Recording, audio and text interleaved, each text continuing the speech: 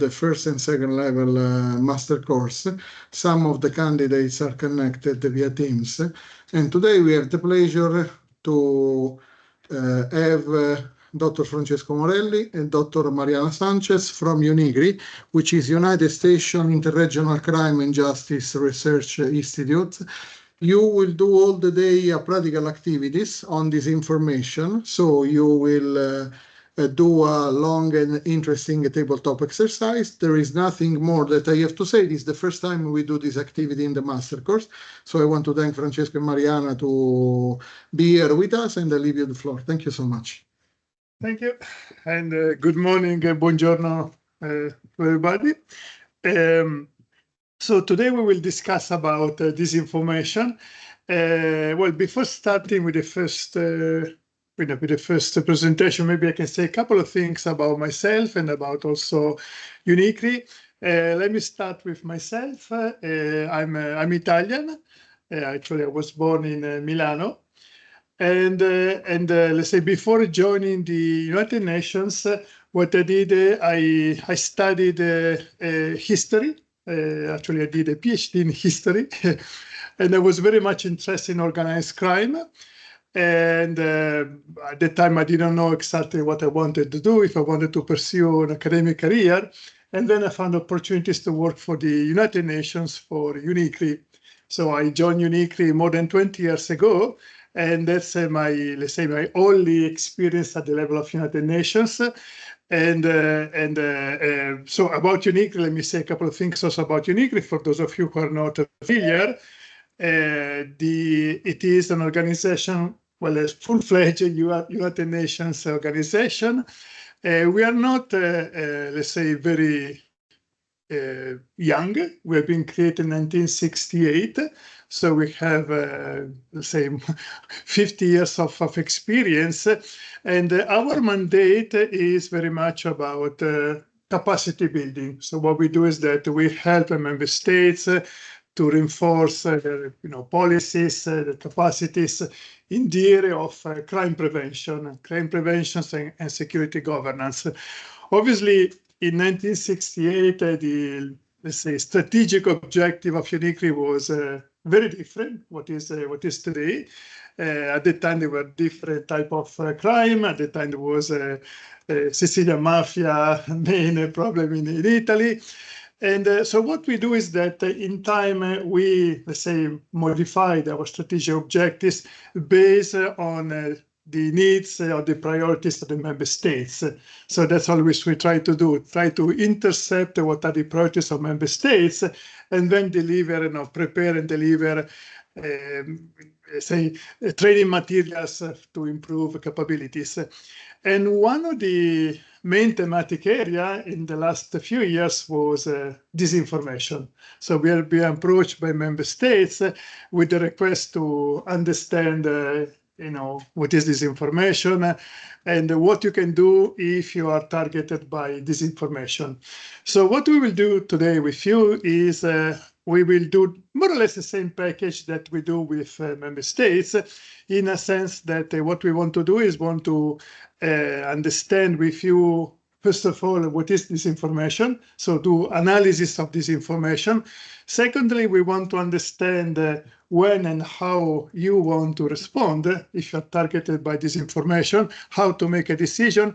And thirdly, if you decide to respond, how to do it. What are the best techniques to respond to disinformation?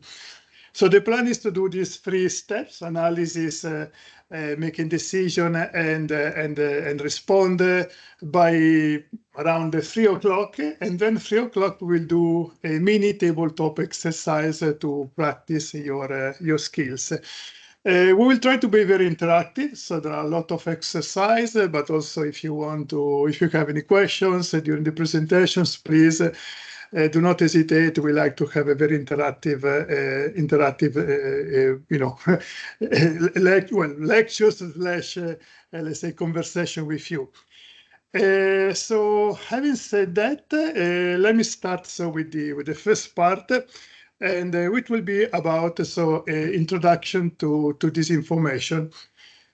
And what I want to do is that I want to start with you by analyzing a case study of disinformation.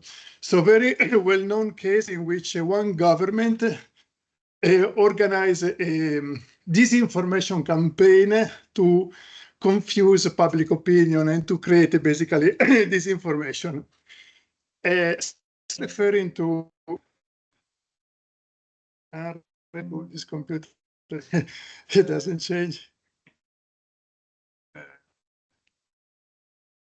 No, so no, it's okay. So I'm referring to a case study, so an episode which has been exposed by the American press. In particular, there was a publication on the New York Times a few years ago, in which basically this article demonstrated that the US government for years have organized a disinformation campaign to hide to American citizens the truth, information about the existence of alien, and in particular the fact that the US government had entered into possession of alien technology, and they managed to create a disinformation campaign so that the public didn't know about this reality. And this article provides few solid evidence to demonstrate that the US government organized this disinformation campaign. First of all, they demonstrated that at a certain moment, the US government admitted that they had entered into possession of a UFO. And it happened actually in 1947 in Roswell. And you can see here there is a journal, the local journal in Roswell, that reports that the Royal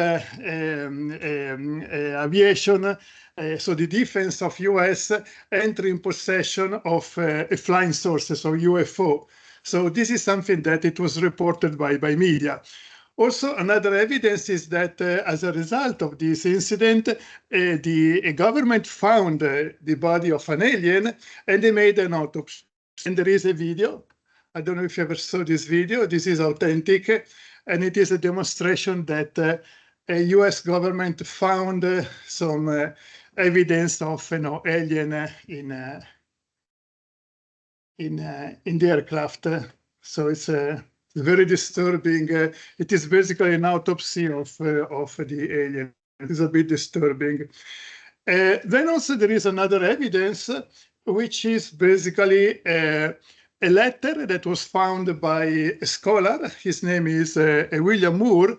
And this letter shows that President Truman in 1947 signed a letter in which he appointed a group of experts called the Majestic 12, so 12 experts to study alien technology and try also to reproduce. So what they found, the technology that they found in Roswell, they were trying to reproduce with the support of these 12 experts called Majestic 12.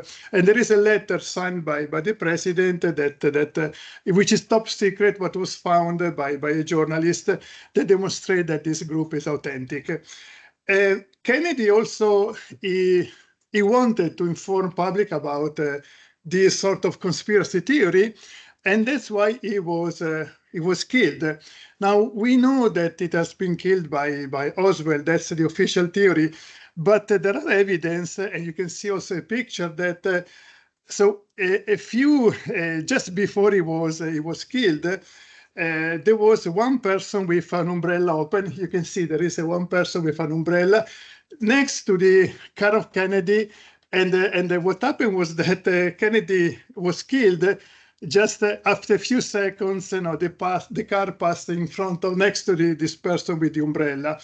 And what we found in the archive of CIA is that this guy with umbrella was the killer, because in the umbrella there was a gun. So, and again, Kennedy wanted to inform public about that the government had in possession of alien technology, but CIA decided to kill him. We have also whistleblower, in particular in 1989, Bob Lazar, who was working in Area 51, which is basically the area designed to reproduce-oriented technology. He basically informed the press about what he was doing, and he also provided evidence. Like in this case, there is one of the pictures that he managed to take when he was working in Area 51. And then finally, also there is a recent video released by defense, U.S. defense, that shows that definitely they were monitoring alien, and this is in particular the video I want to show you.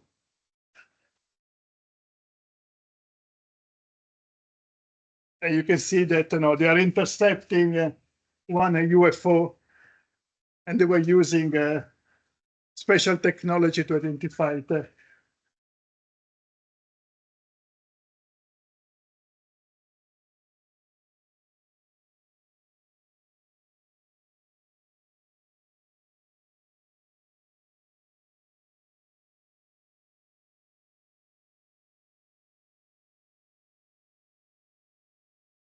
Okay, now do you believe me? Of course not. So what I did now is that I just expose you to a disinformation, disinformation campaign. And so I made all this story about this U.S. government, concealing, hiding truth about alien. So what I want to do, what I would like to ask you is that in the next 10 minutes, you can, let's say, review my case, so the 6 evidence that I show you, and also you respond to some questions. So those are the questions, and I have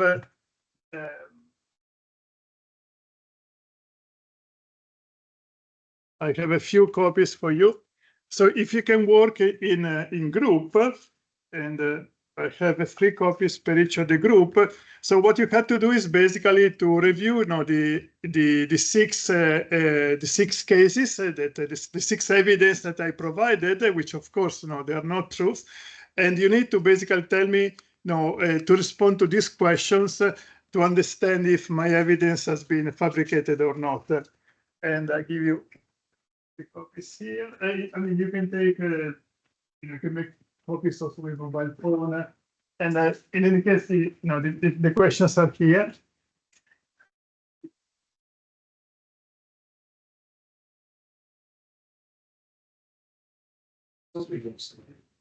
The questions is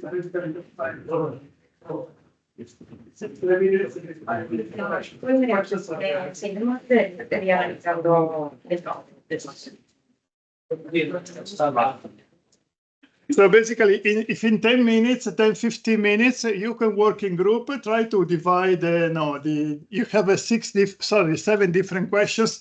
Try to, to respond to all of them. You distribute tasks internally, and so you can maximize your efforts. And again, try to understand, try to study the six evidence and respond to the same questions.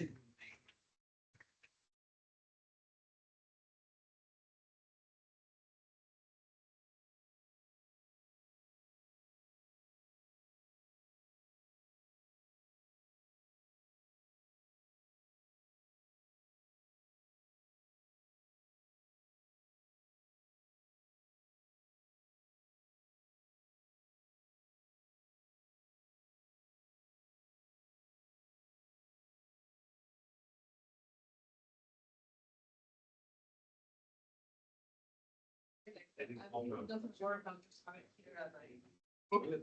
here.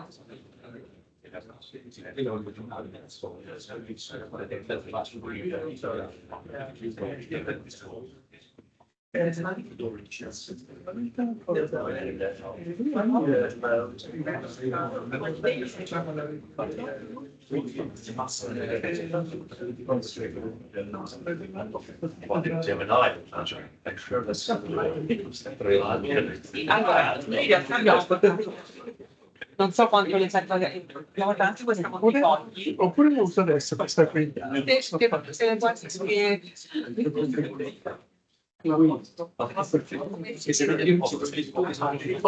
si può fare un po' pesante. È l'unica cosa che posso fare tutti. O alziamo uno dei spegniamo uno dei proiettori e utilizziamo la Possiamo magari mettere anche sì. Sì, Vediamo se però vedono da lì. Qui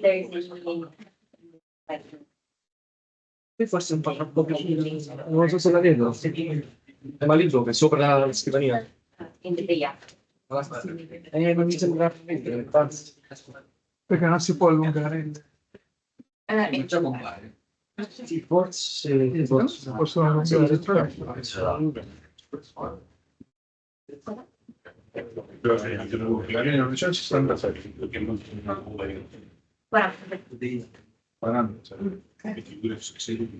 Sì, sì. Bisogna massimo.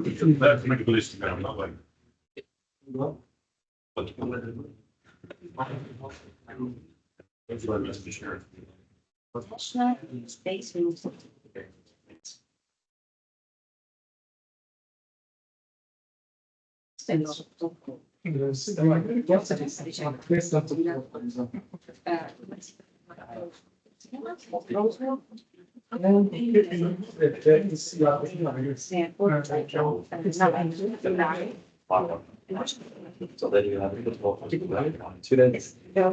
Ma che facciamo se la metto?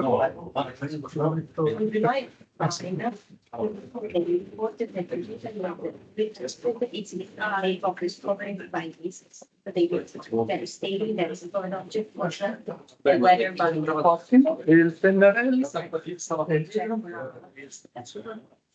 Ottimo, grazie mille. Tanto ritorniamo a breve siamo giusto. Nel caso in cui pensi che quello fosse centrale, non si può utilizzare la lavagna. Sì, Nel in caso in questo cui facciamo dopo- poi più ok. più tardi. Sì, certo. Va bene. A tra poco.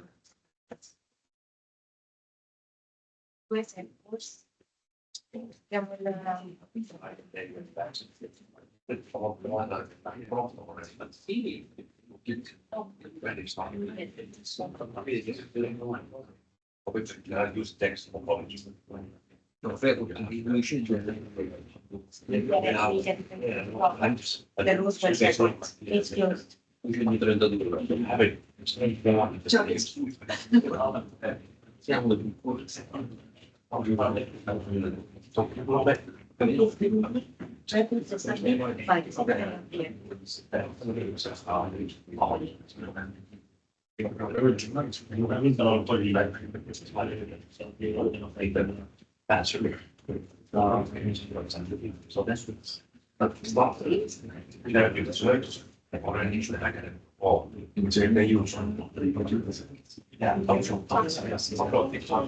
You cannot use text. You have to but to make your Instagram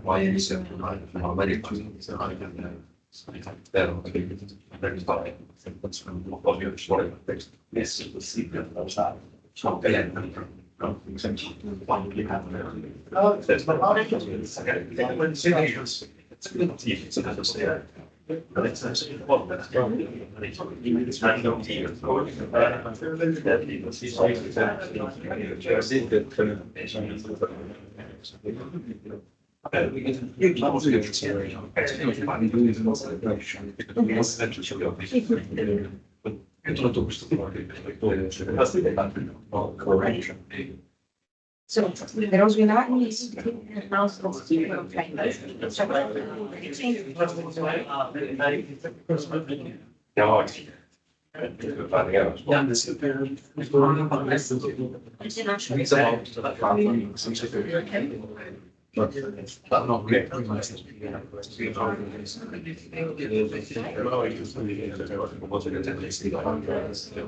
we were looking at Information as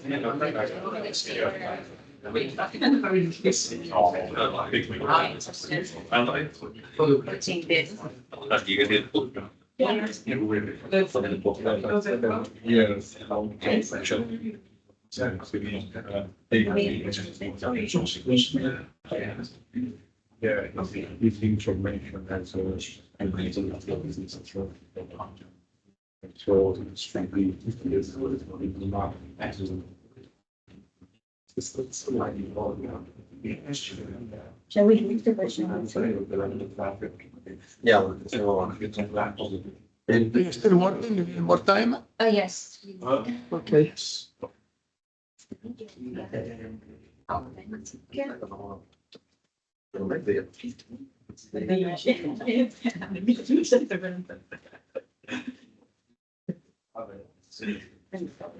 Questo è chiaramente una linea, si vede. Sì,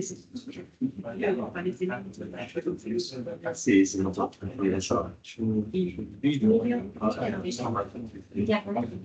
il braccio 7.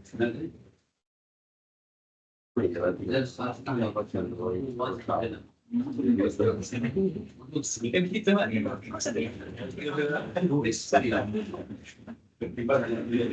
Tipo il mare è tutto, cioè, è tutto in concreto. E abbiamo la stella di Le conclusioni sono a del esatto. andiamo direttamente. Per voi qua sono ha detto direttamente non si può. No, c'è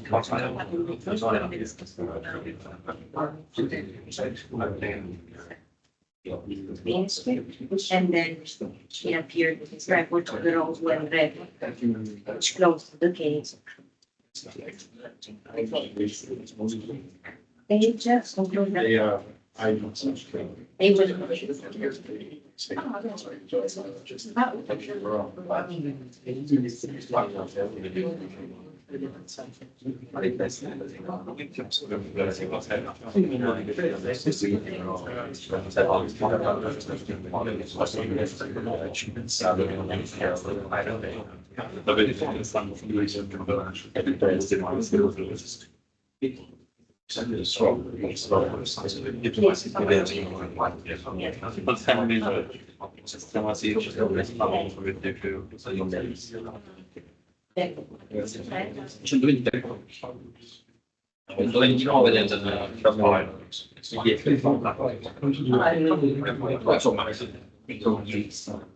Venire che ci vuole niente, una cosa collegata con le attività del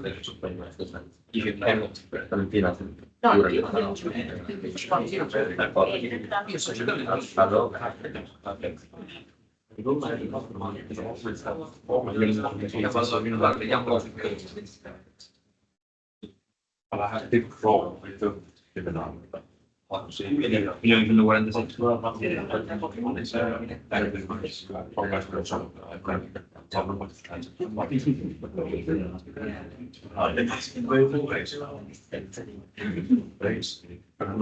cosa dei termini?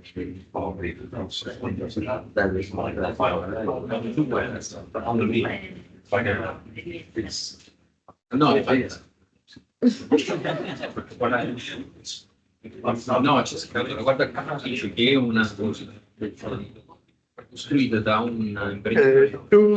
Two more minutes, okay? 2 more minutes, and then we start to review the cases. Allora,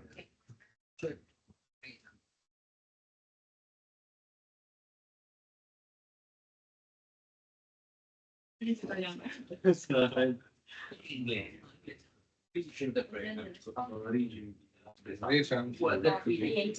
2006 symptoms in animal organs. Ah, ok.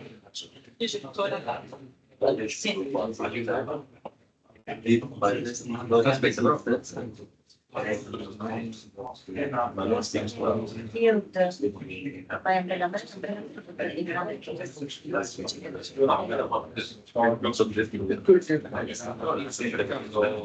Anche altre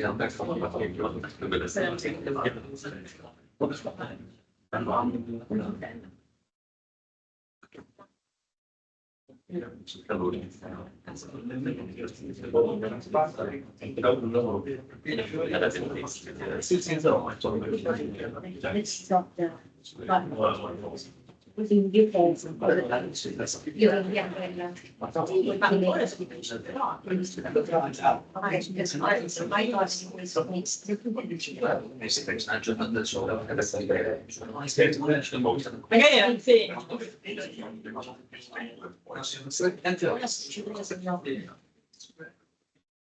Scusa, I don't even see che hanno un mix by using the tree of the umbrella, which was used in other cases.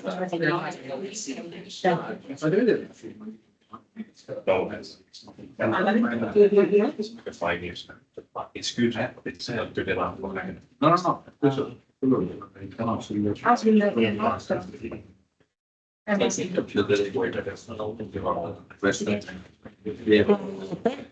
no. Shall we start to review all the 6 cases? And so let me start with the first question.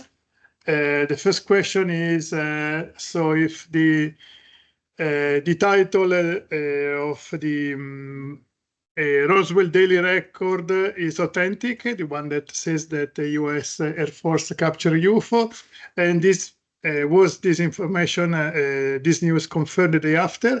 Maybe Group 1 wants to take this one. So is it? Are you Group 3? Okay, okay. Let's start with the.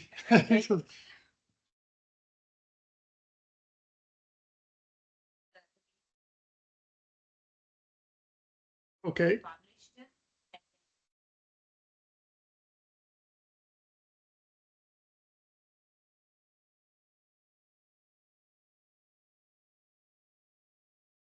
Later on, confirming that it was fake news and that the government's changed the story. The day after, we looked for the article that was published the day. Yes. Okay. Everybody agree with this? Okay. So in this case, let's say that this part of information that I gave you is correct. So it is true that there was this title, and this title also was somehow product of some communication with the government. However, the day after, there was another, actually an official press conference during which the government said that no, it is not a UFO. It is, yes, yeah, indeed. And that's what they said the day after. In 1993, so after the Cold War, there was an additional study, additional report from the government, and we learned that that balloon was not just a weather balloon, but it was a balloon that was developed to try to intercept possible, waves coming from Russia in case there was some, experiment with atomic bomb in Soviet Union, and it was called Project Mogul. Obviously, they couldn't say at that time in 1947, and that's why, if you want, they did a bit of disinformation, and probably, saying that it was an alien at the beginning, it was just a bit of, confusing strategy from the government. We don't know exactly this part of the story. Yeah. This case, for example. For us, this is a very old news. Yes. And for us, should be possible to see what really happened because we have evidence in the next year about it. But if the news was today paper, yes, okay, we receive in the next day the official communication that no is only another thing, okay, by the government. Yes. How for us that have to decide if it's a real news or not, how we can discern? Okay. Yes. Yeah. Well, first of all, today still there are many people that still believe that alien crashed in Roswell. And according also to surveys that have been made, especially in the United States, a significant proportion, around 30%, still has some doubts about.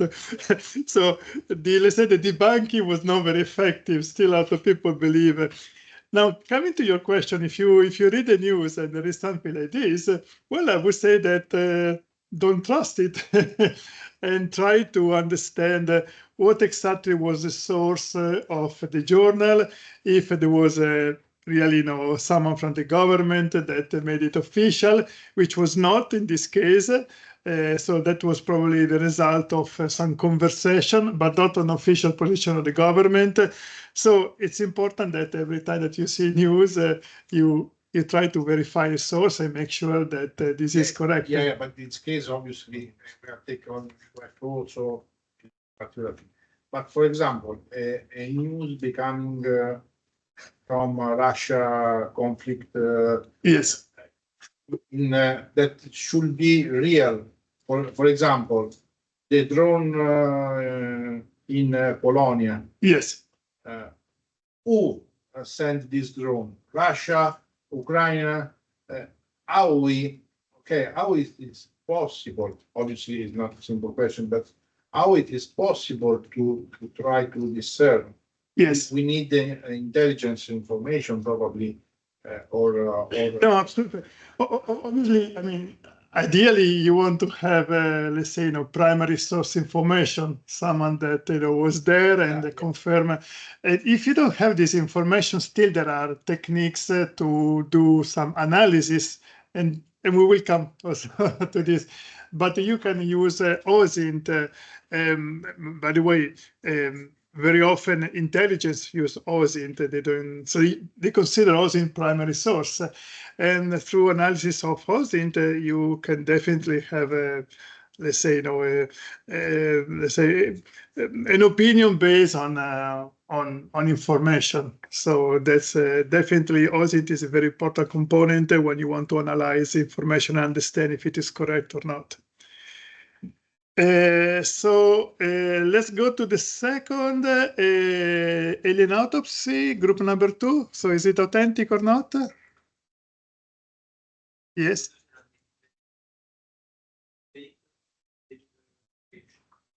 Yes. Okay. Everybody agrees with this? Yes. Ray Santilli. Yeah, actually, Ray Santilli is the one that sent this video to the media, and it, of course, presented as authentic. The video was made by, actually, the alien was made by a Greek artist. It is really, if you want, a masterpiece, because with a low budget, they made something very credible. And this documentary was released initially by Fox News, and then all the news, including also in Italy, Rai Television. And there was, a bit of discussion. Most people say, no, this is not authentic, but there was a bit of, I'm not so sure. Maybe it is true. So it was very, very effective disinformation campaign. Number 3, Majesty 12 and the letter of the president, group number 1. What do you think? The letter is authentic? Do we have something called Majesty 12 or not? Yeah. So the letter is not authentic.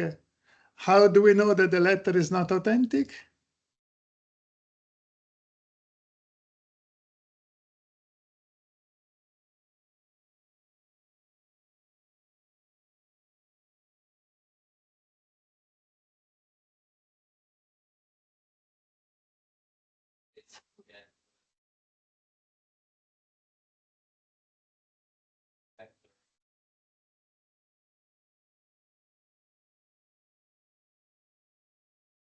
it's not the way to write Yeah.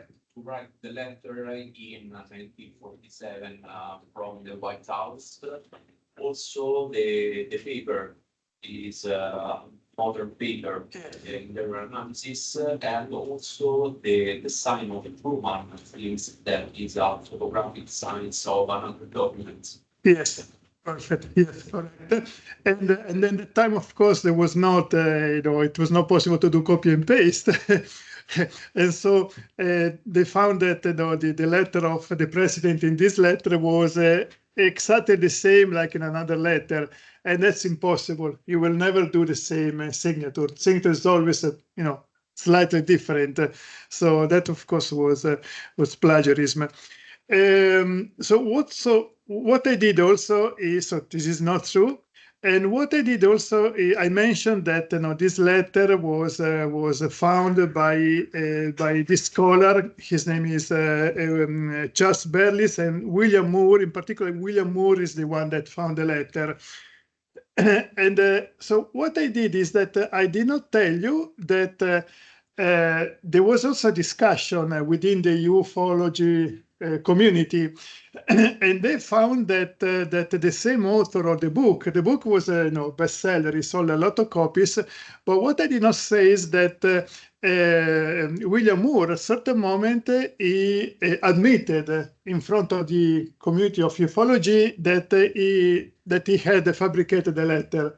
So it was a piece of disinformation. And as a result, the community of ufology, they basically banned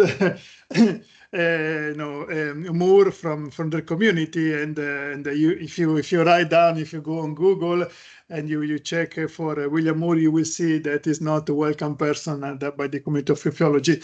So what I did is that I made a selective exposures of information. So I gave you all information that for me it was convenient to make you believe about the conspiracy theory, but I didn't give you the full picture. Let's go to evidence number 4, the murder of JFK and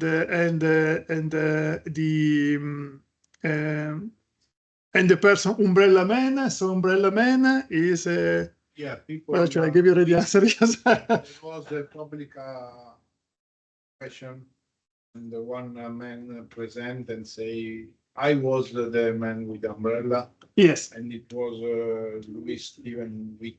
Correct. Yes. So the story is that initially there was so this video was captured by a private citizen. So when there was the first investigation, they didn't know. They didn't see this video. They didn't know that there was one person with the umbrella next to the car just before, the execution of Kennedy, and then this story became basically not part of the the investigation, but part of the discussion with public opinion. That there was one person with the umbrella started the disinformation. So the person with the umbrella, his name was Louis Stephen Witt. He approached the police and said, "No, I'm the one with the umbrella. And I have nothing to do with it." Yes. Yeah, because the video was released a few years after by this citizen. His name is Zapruder, if I remember correctly. Okay.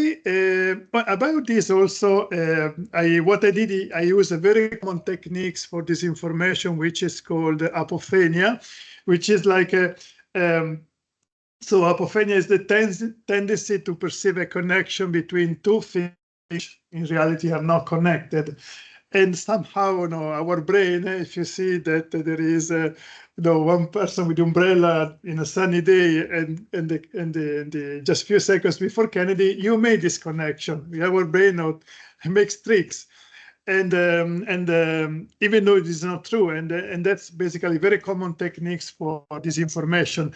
Try to make connection between two things that are not connected. And very similar techniques is also called pareidolia, which is the tendency of, again, our brain to see things that are not there. So to give a meaningful interpretation to something that is not. So, for example, one sort of conspiracy theory was that on the moon, on the surface of the moon, there was a face. So you can see This is the face, and it was very popular actually in the 60s. The truth is that it's just a stone, but from the satellite it looked like a face. All right, so Bob Lazar, evidence number 5. What was the question? So is he a legitimate source, isn't it? Yeah. So this group. Okay. And theories were refused by the community.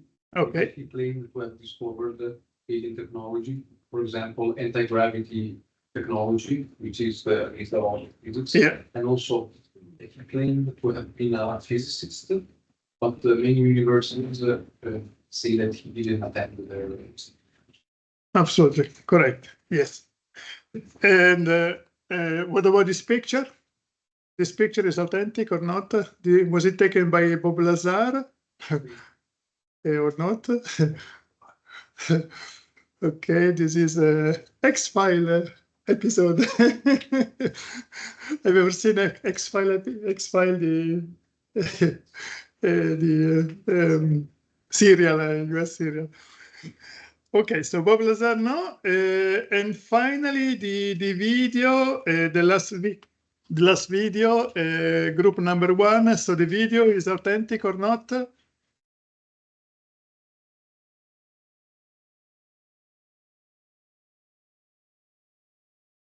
Yeah.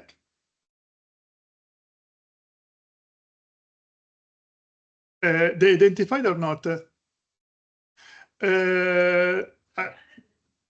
Yeah, no, indeed, yes. So that's what happened here is that so in this video they found this object and they admitted that they didn't know what it's about. Obviously, it doesn't mean that it is an alien aircraft. Most likely, it is a drone. There is a bit of speculation that this is a Chinese drone, and they use this video to give send some sort of warning to China that we know that you are spying us, but we don't know this part, so I don't want to create also conspiracy theory. But again, there are of course many videos, many images that do not have necessarily an explanation, and there are many, phenomena in physics that we do not understand, but doesn't mean that there is alien technology. Okay, and the article, obviously, the article doesn't say what I said. Simply, the article talk about this video, but obviously it does not say that there is a conspiracy theory. So let's do something very simple now. Let's try to review what type of disinformation techniques I use in this, in my case study. And I can write here. And so let me start with the first things. Why did I choose UFO as a topic? Why do you think I chose a UFO as a topic? It's still is unknown, discussed, is part of the Exactly. Interesting news among the population. Yes, I choose a UFO because it is a topic where people are divided. Yeah. So it's much easier to spread this information if you choose a topic in which people they have a different opinions. So I choose something which is divisive.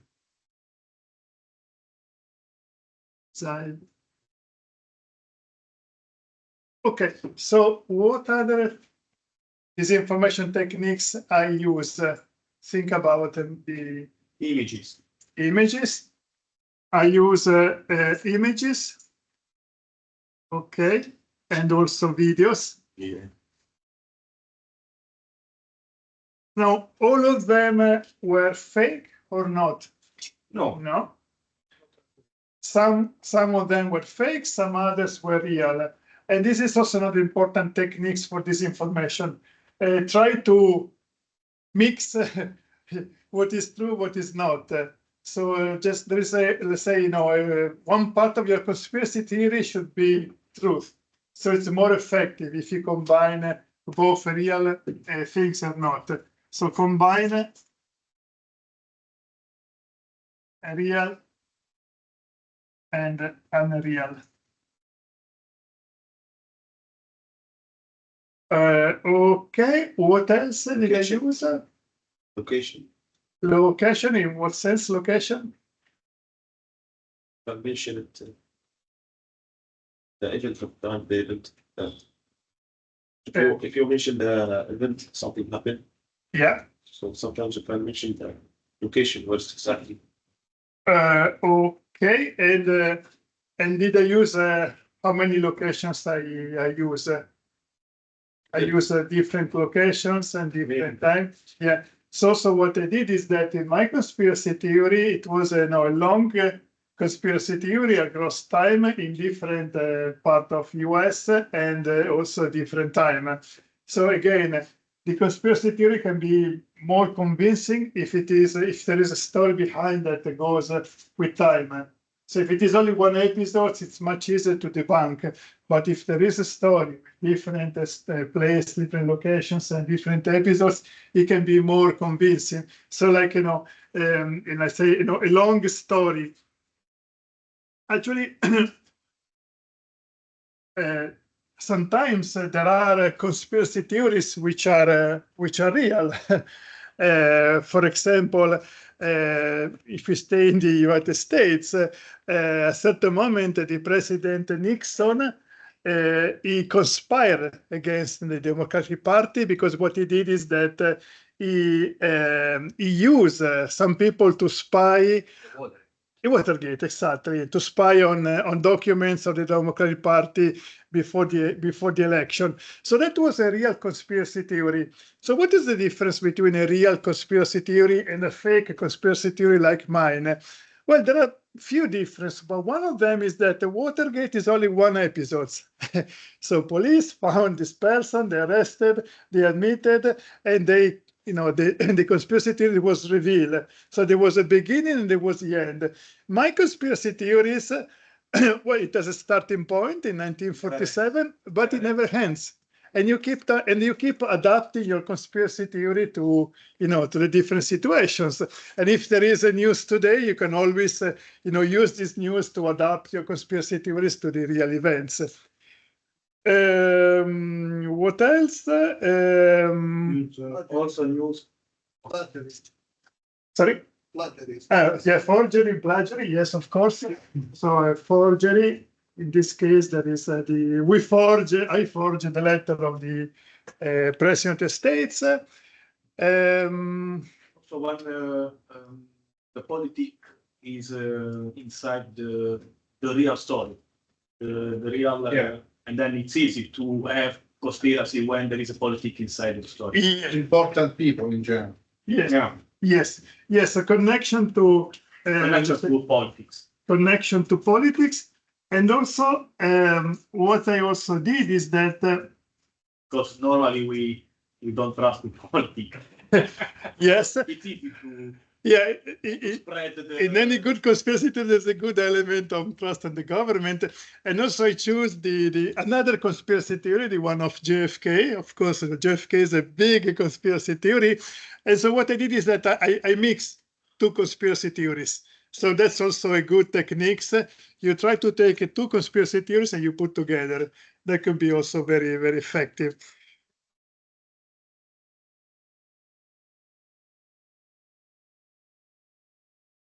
Yes. Generally, things are known by the general public. Yes. So when you spread news concerning this, they generally get very divided. So it's go back to the. Yes. Yeah, and indeed also I choose one area where in any case there are documents which are secret, like Project Mogul, and this of course make more spicy your conspiracy theory. Any other points? I think we have said a lot.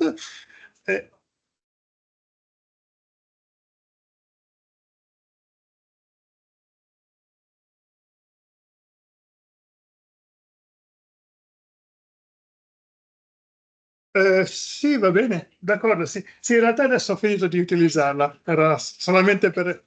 Sì, sì, solamente adesso, sì, sì. Ok, so let me go to the next exercise. Okay, do we have Mentimeter? Yeah. I can tell them I will share the link in WhatsApp. Okay. Yeah, we have the slide as well, but I can share the link.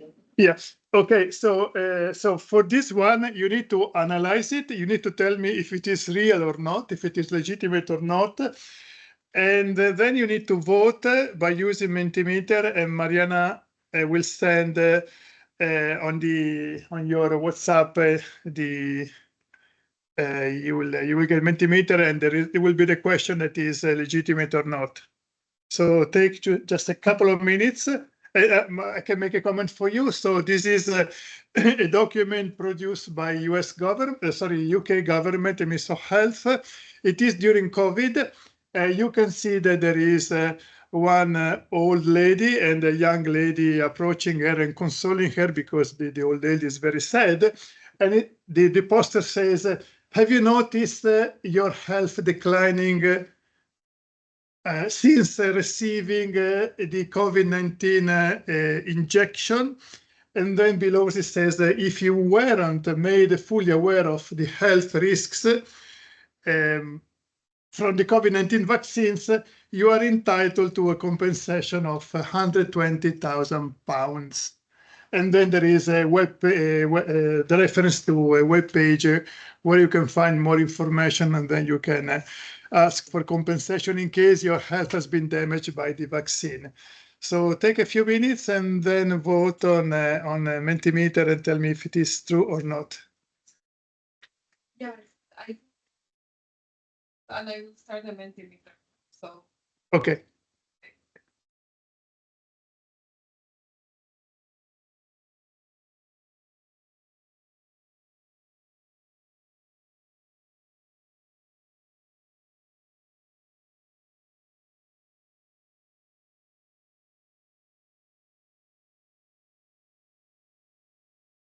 Doesn't work. Yes, I haven't started with already. You mean? I will start now. You should be able to see it. Yeah, in the middle of nothing.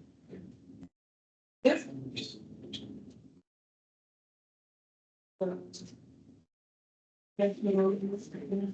Otherwise, we can just keep manually. It's working. Yeah, now it's working. Yeah, now, yes. Okay.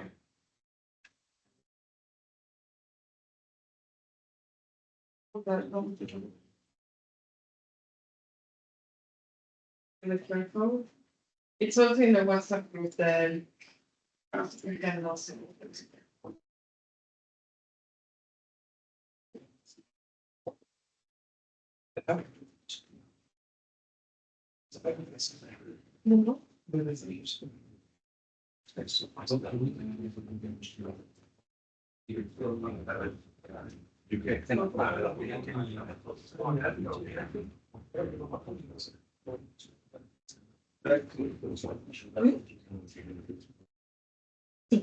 That is correct.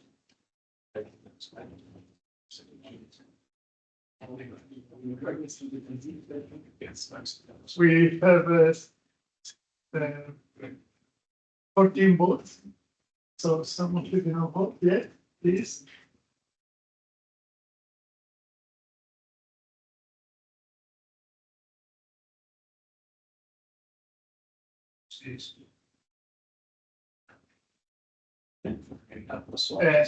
Anybody has problem with the Mentimeter? Have access? Guys, have you voted?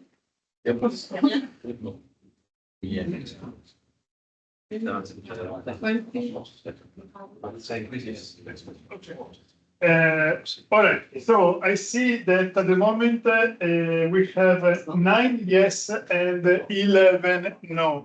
It's just one question. Yes, you have to say yes or no.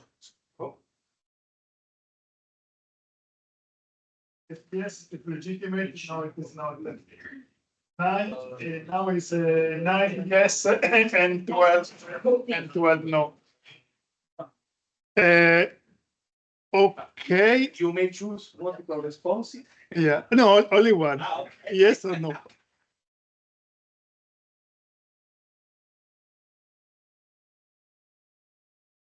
Okay.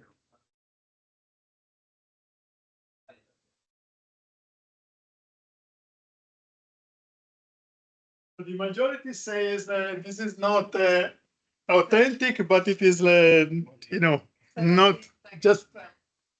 17, no? Yes. Okay, 17-13. So around 60% says that this is not true. Okay, let's start with those who voted for no. Why do you think this is not legitimate? It was not produced by UK governments. What is the element that I found it a bit suspicious?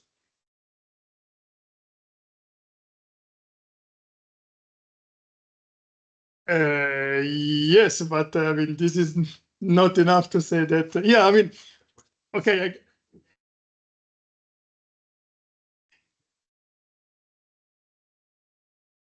Okay. Yeah. Okay. Yeah. At this point, I agree. So basically, he's saying that the way how this question is crafted is a bit suspicious. Probably, governments would have written in a different way. But and also the picture that there is the old lady, really very sad. Yeah, the language is a bit. What else you found a bit suspicious in this?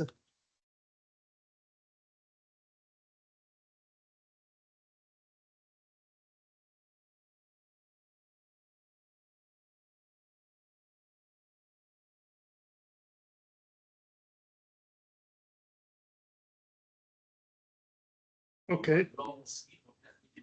Check. So it's not the government that can do something like that. So you don't like the fact that you find a bit suspicious that there is a compensation of £120,000.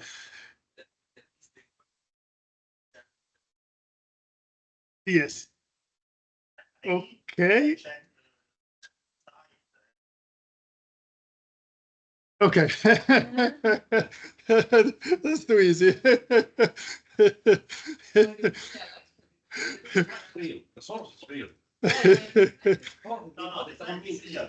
sense that is. It's alleged. Easy to understand that it's not government side. Yes.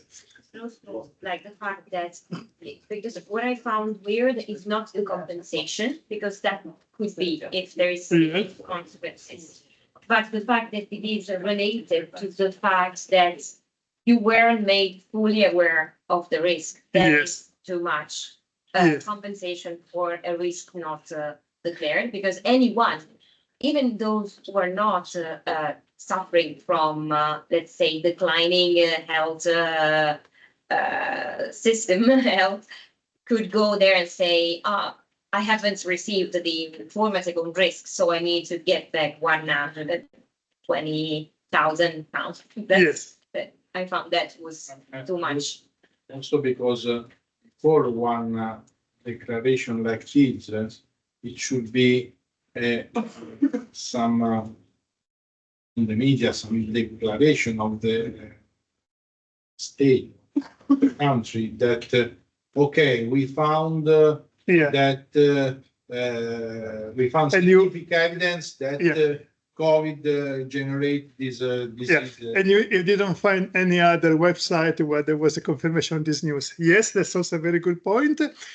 Also, have a look to how it is written COVID-19 in the first sentence and in the second sentence. Can you see that there is a slight difference? Yes. So it is COVID-19, and then it is COVID-19 vaccines. So there is also spelling mistakes, and It is strange. government, yeah. So yes, the poster is fake. It's not true, and the picture was taken from just iStock, It is a page where you can buy for pictures. But it is very well done, I have to say. And indeed, 40% of you thought it was authentic. And the link to the website is authentic.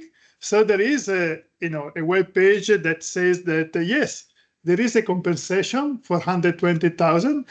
It does not specify that it is 120,000 for COVID, but there is a compensation if you. So again, many techniques that we discussed before were also applied here. Put something true, which is for something which is not. Also, let me say that we also found some additional techniques. Well, manipulation of contents, actually, the fake logo, we found it also before. These days, it's much easier to simulate, to put, the logo fraudulently. Yeah, the first sentence, some of you said it, that, it says that the government knows something is wrong. And these days, with the level of trust in the governments around the world, it's always very effective. Having a lady, a sad lady and a young lady approaching her is also good techniques. You appeal to emotions. If you see a picture that someone is suffering, that's also a good way to attract, attention. Economic incentives. That's always very good. So people will believe you if they think there is economic incentives. And very often this information also can help to do also fraudulent activities and the real website. Let me see another example. Can you read it? Okay. So here there are two examples of the same conspiracy theory. So example 1 is kind of short. Example 2 is a bit longer. And please have a read it and tell me if you think which example is more effective, number 1 or number 2. And you can vote with a Mentimeter. So if you think that example 1 is more effective, you write example 1. You vote for example 1. If you think that example 2 is more effective, you vote for example 2. And I give you a couple of minutes to read it. Yeah, it's the same. Yeah. The same. Okay. It just changes question. Yeah, it's the same conspiracy theory, but there are more. The second is longer. No, it's the same QR code or it's the same like. Yes. I just changed the new slide, so you have to put it now.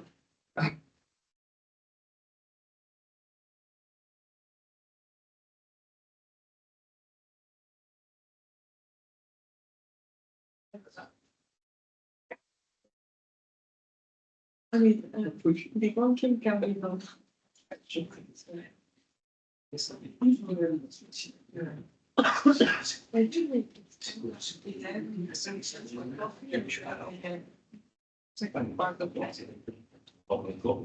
I can do it.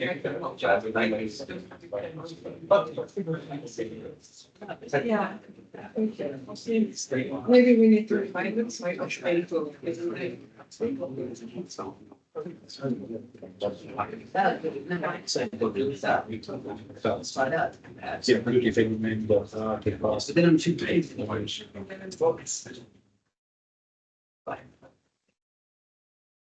Okay, I see that the majority says that example 2 is more effective. Why? It's less bugged than the example 1. There is some data. Yes. That indicates some possible in-depth analysis. Okay. It's there are strategy papers. You see, like when you show it first time, you think it's real because they have real. Yes, so having a reference to this, to documents, make it more effective. And yes, I think you are right. Here, actually, in bold, you can see, I put in bold the part which give you more details. And in general, So we tend to associate details, specificity with truth. So if there are details, we tend to think that this is true. And also the other thing is that in a story, you tend to remember more the story if there are details. So if you say, yesterday I went to supermarket, you don't remember, but if you say, I went to supermarket, I met my colleague and I bought a banana and something like this, and then a coffee. So you tend to remember more details. And then, and then again, putting together real facts with lies and make stories more plausible. Sorry, another aspect. Seems that the first example was much more crude and give you the final result directly. In this case, left you to reach with your mind to the final result. Yeah, no, you're right. This is also a very good point because it is also true that probably example number 2 is too long, and there is I don't want to generalize, but so those who believe in conspiracy theory, they don't read too much, so they prefer to read the short part. So it may be possible that the example number 2, for some readers, is too long; they will not read it. However, if they read it, they will tend to be, let's say, certain to remember it and to possibly also be more convinced about this efficiency. So with UN, they do have a plan. No, seriously, I'm not joking. Africa, for example.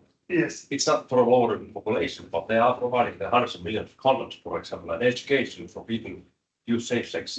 It is for diseases, but have to manage well with those. They try to also that officially.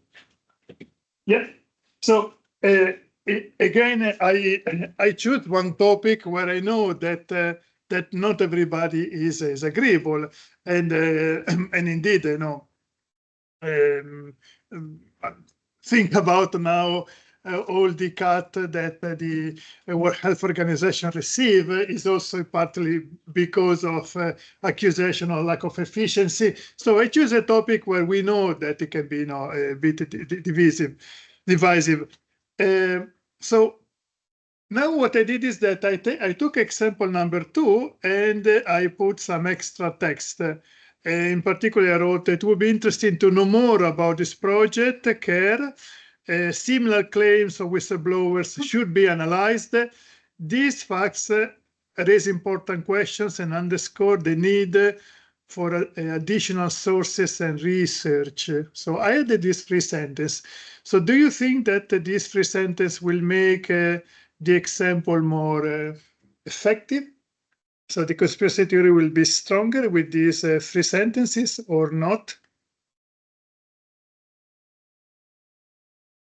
Shall we vote with the Mentimeter? We don't need to vote for Mentimeter, yes. Just tell me what you think.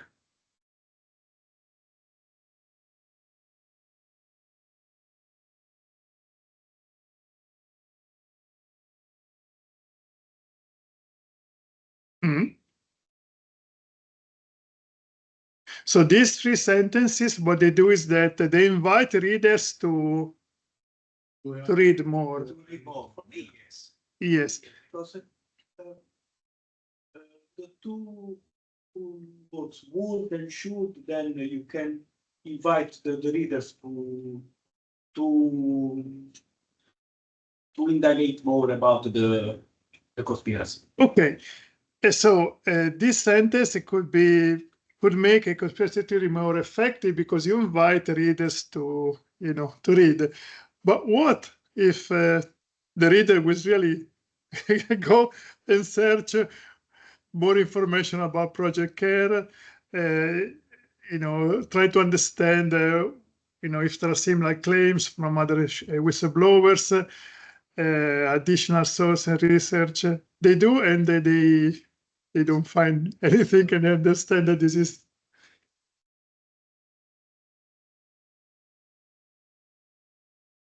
Sure. Okay.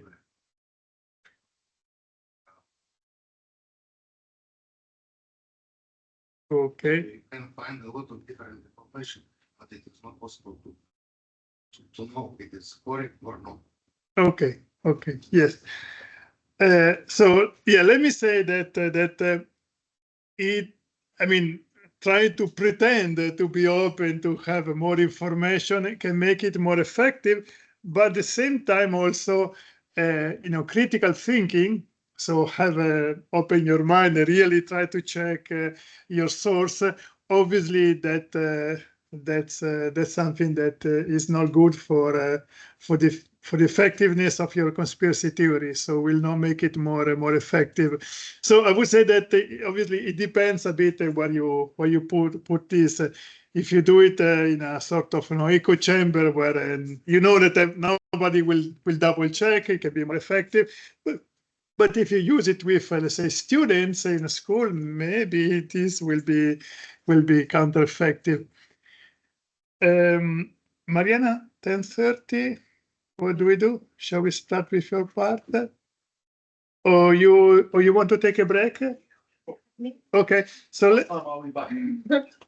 15 minutes. So it is 10:30, 10:45. You're back. Okay, 15 minutes. Okay.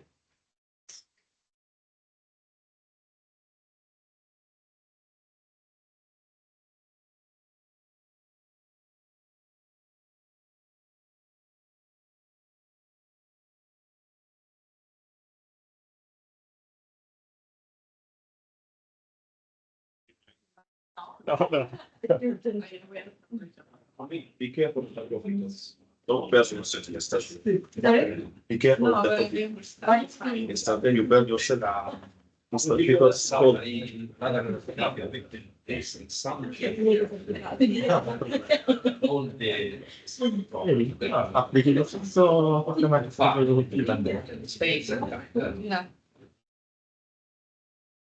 Let me remember this problem is role you see this out.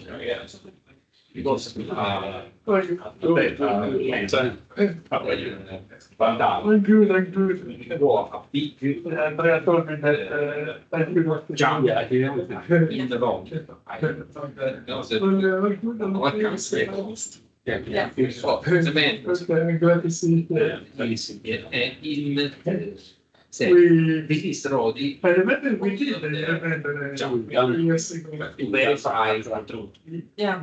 Yeah. No, but I will also make it to Not we also reviewed during COVID. It was reviewed that we organized something in your country. But we were cannot connect remotely. So there was a delegation in the hotel, and we made this type of exercise that I was doing. But it wasn't and it was very cold. times ago, he make a big overcome the cost. You can take my place. The man walk from us to the now we are in the office. Maybe just to amass. Oh, yeah. Okay. But no, il British was very useful in order to amass. Andiamo. La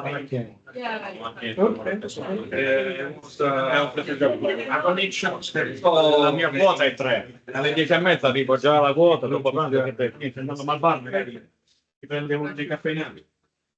No, wonderful collaboration. Social media, And I met her there's something that just so far from reality. a couple of months ago in Vienna. Sometimes Because we are yeah. And what we did is that actually I organized one day. No, it's all about misinformation and Now we are in roles. Now make the jump. So it was not different department. We also invited us and we went back. A riferire a tot. Yeah, we do. I mean, we try to do as much as we can, but we have many requests for this type of training, discussion, and simulations. And yeah, hopefully it is effective. Just a second.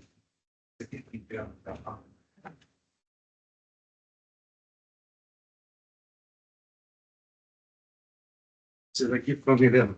Oh, thank you very much. The bottle of wine is clearly from. Okay. Oh, wow, okay. Well, thank you very much. Greetings to Talbot. Oh, yes. I have a question. Will you come in Moldova on the end of September because we have this exercise? Yes, Me. but, yes. You and Olga? I will be there with Tanya, with John, everyone, 13th of September. We'll see you in Ungeni Swedish.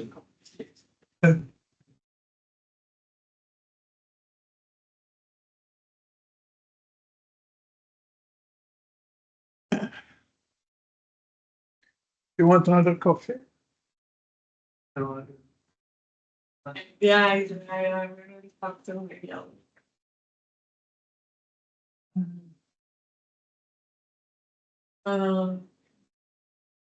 Yeah, that's the, I think we should.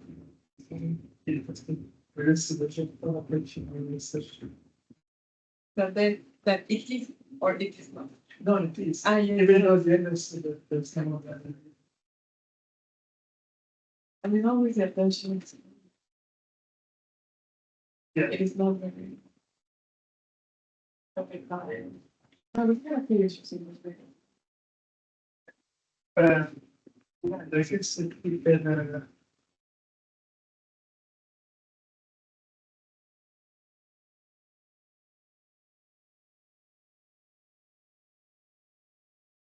yeah, I think I can stop here.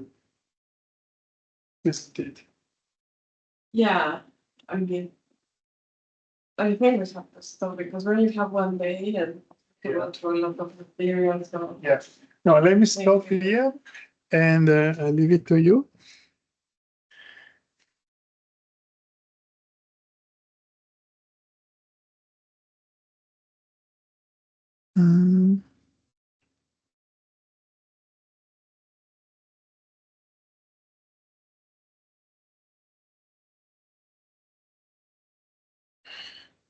You want to try if Yeah, I can just go to. I just need to understand if the videos work, otherwise I connect my computer. My computer really work.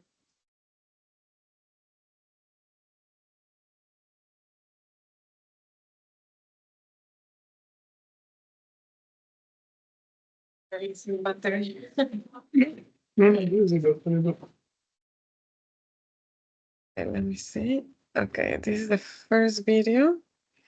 Okay, this one works. Yeah, you don't need to Okay. press there, isn't it? No, you just basically go next. Okay, this one works. This is not the one I'm worried about. Okay, this one doesn't work. We need to put my PowerPoint. Yeah, only the first one. But you want to. This one works. You want because if we. Okay, so. If you save it in the USB, you. Yeah, actually, this only one video is not working. Touch me. Or two, actually. This one is not working either. Okay, this one works. Basically, it's not, this one is not working. Okay, so yeah, I can either put it in the USB. If you put it in USB, I can replace with this. Then You have the USB. I think I left it.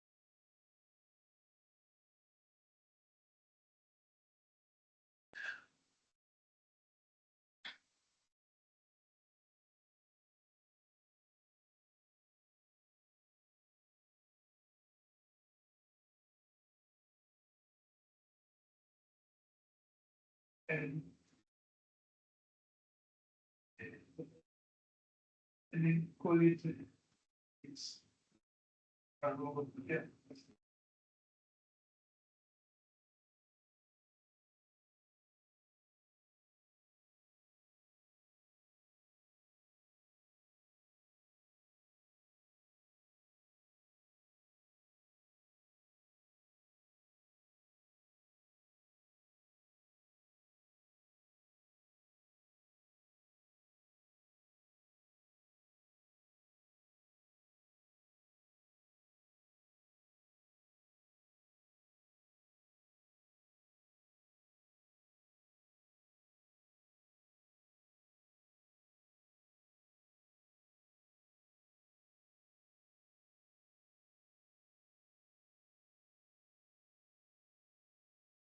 So you said that if you start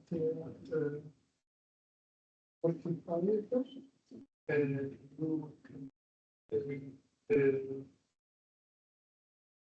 well, if you want to then become to table cloth. And then you know, you take the solution.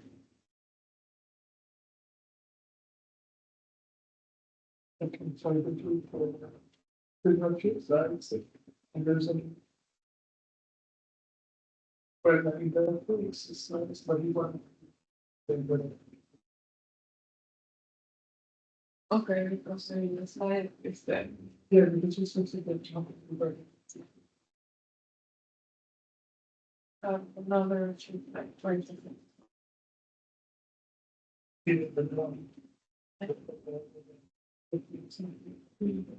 So, and there's probably no trade on that. Yeah, I think we like 15 minutes. And then we can see. And the level break. So we do actually one break. Okay.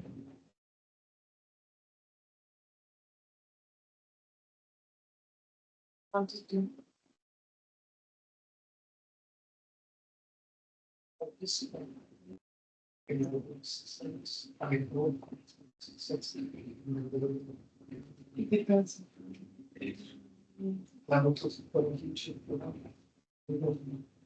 Yeah, I think especially because it's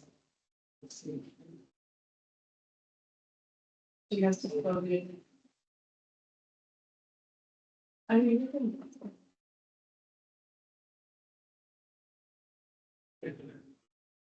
Putting that very extreme things.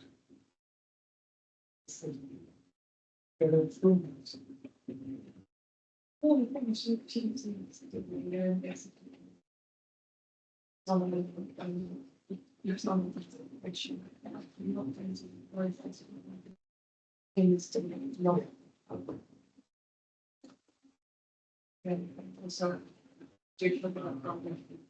Also, I'm going to especially. What program to take from you. They need to be prepared to answer questions. And they're quite really obvious to make it really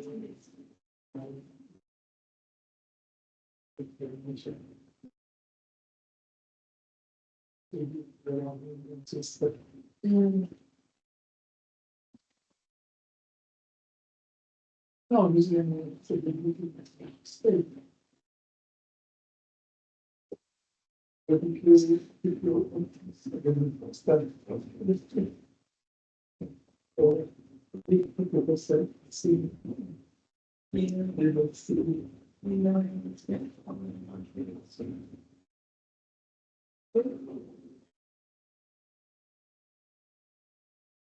Yeah, so sense of reason.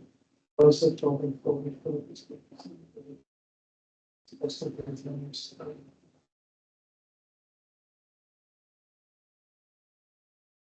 And also we can do, I mean, we can do this, and what's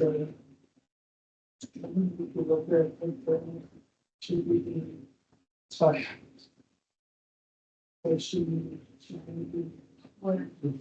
I don't remember this person. No, it's not. Okay. Should be done. And yeah, we can do the same. So we get it up here.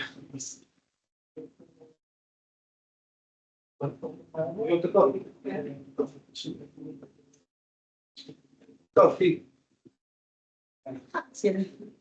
Do you want a coffee? Vuoi il caffè? Tre caffè. No, grazie. Vuoi il caffè in più, quindi tipo...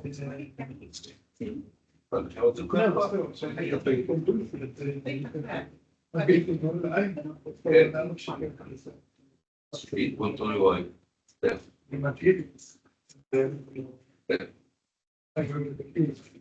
I mean, of course. I mean, you only like the three of us of like. Yes. Okay. Yeah. I try to put and eventually feel much more comfortable. You know the Yeah, we can. I know she doesn't like talking in public. Yeah, no, that's why I think it would be good to. If you comment on, actually, for. I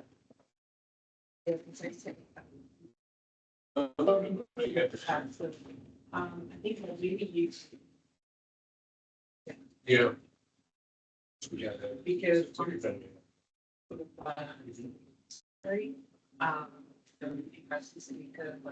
Yeah. have a general.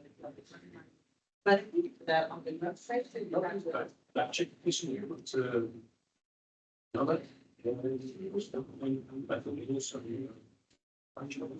Yeah. Because we were like, we're in social plastic companies and we were in it's February. So it's also, you know, we've got a schedule for. Okay, because next year, of course, it's like to be defined, right? Like days and location. Yeah. But he does know about from the east. Yeah. They don't, I think that they still haven't figured out like. Yeah, so we basically. And then, but. Just for it's not, has them. Let's say, to plan in advance, that probably would not even know like this. No. They will like to do anyway, once Yeah. everybody's set. So Bruce. Yeah. Your days. Yeah, that basically big box. We all get nice people recorded and February, I shall sign. Goes back for let's work.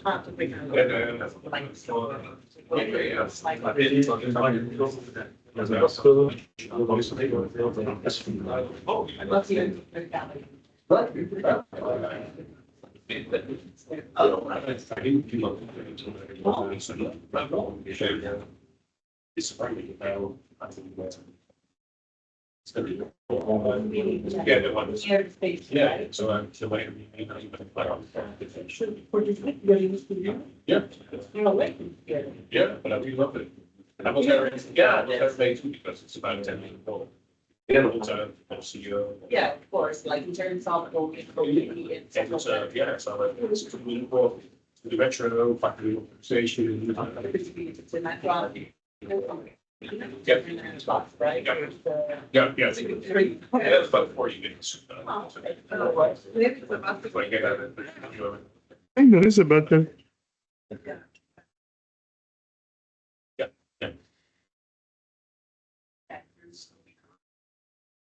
To find like. Yeah, so you can do everything by talking to the wall. And then what's your second. No, I guess either, that's right, but it was. Sorry. And then so the weekend. Even tourists. Yeah. Great.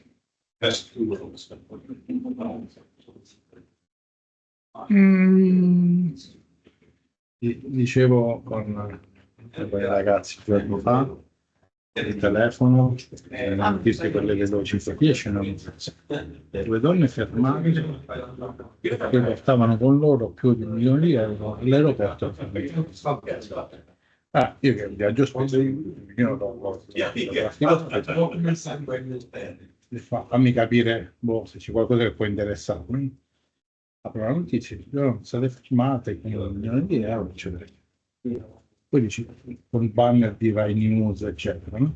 Poi sotto dice le donne, dopo essere state interrogate dalla polizia, hanno dichiarato che quei soldi li hanno vinti giocando a un sito online che si chiama vincita.it. Poi sotto vincita.it è un sito che da anni fa sponsorizzava il sito. Sotto il form per iscriversi a questo sito. Io poi mi chiedo, cazzo, la Rai è impazzita completamente. Perché c'era il banner della Rai, era un banner copiato. Sì. Assurdo. Sì. No. Non si può veramente, a me non si crede più a No, infatti poi abbiamo una marea di presentazioni sulle tecniche, c'era anche questa qui, ma poi non facciamo il tempo a fare tutto.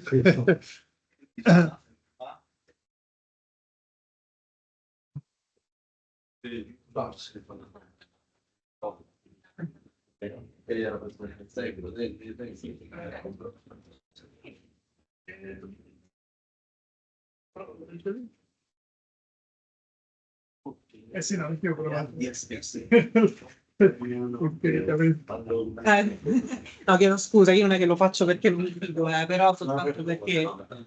Ok, Magari lo possiamo togliere e rimettere.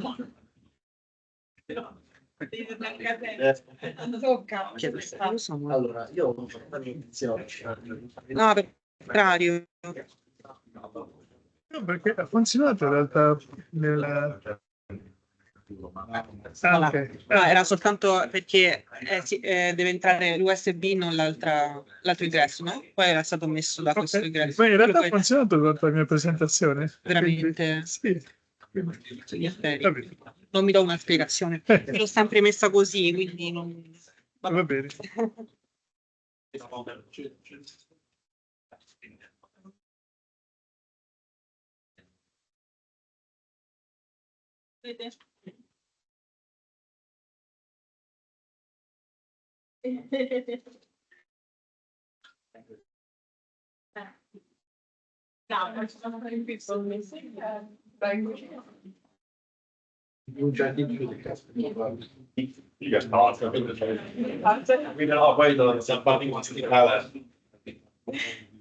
Yeah, I can slowly start.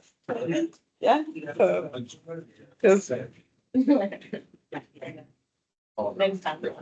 Hi everyone, welcome back. I'm going to now Francesco gave an introduction to this information, but now I will talk about how to detect this information. So there are many ways in which you can detect this information. I will focus on open source intelligence techniques, OSINT for short, to detect this information. I'm going to teach you very, very simple things today, but things that can be really useful to verify information. And I'm going to give you some examples as well. All the tools that I will present are free, are very simple to use. So this will also help you for the TTX this afternoon. So first of all, can you all identify why it's real? Francesco did a few exercises, but and we use a Mentimeter. Thank you. But in here, can you tell me which image represents a real situation or a person? Do you think the map or the person is real, or both are real, or none is real? What do you think? If you see it.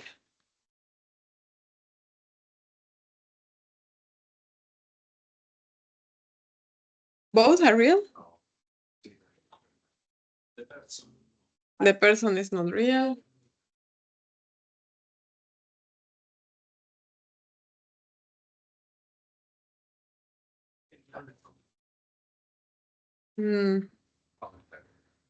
So the person is not real, the map is real, more or less. Okay, could be.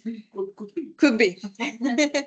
Well, as you can see in this example, and I mean, these are both AI generated, so these are not real. So yeah, sometimes it's simple to identify what's real and what's not. Sometimes it's not. Especially now in social media, information is shared quite fast now. I mean, even though artificial intelligence is not perfect, it's being improving in the last few months, I would say. So now it's becoming a bit more difficult to understand if what we are seeing is real or not. So this is why people are doing a bit more of research online. So when we teach at Unicri, how to deal with this information, we take this general three-step approach. First, we do the analysis of this information, which is basically identifying if what you're looking at is this information. We teach some open source intelligence techniques to do so. Then we teach a bit about taking a decision whether to act or not to act, because it's not always the best situation, let's say, to debunk or to say something about this information. Like we mostly work with member states, with countries, so it's not always convenient to let's say debunk.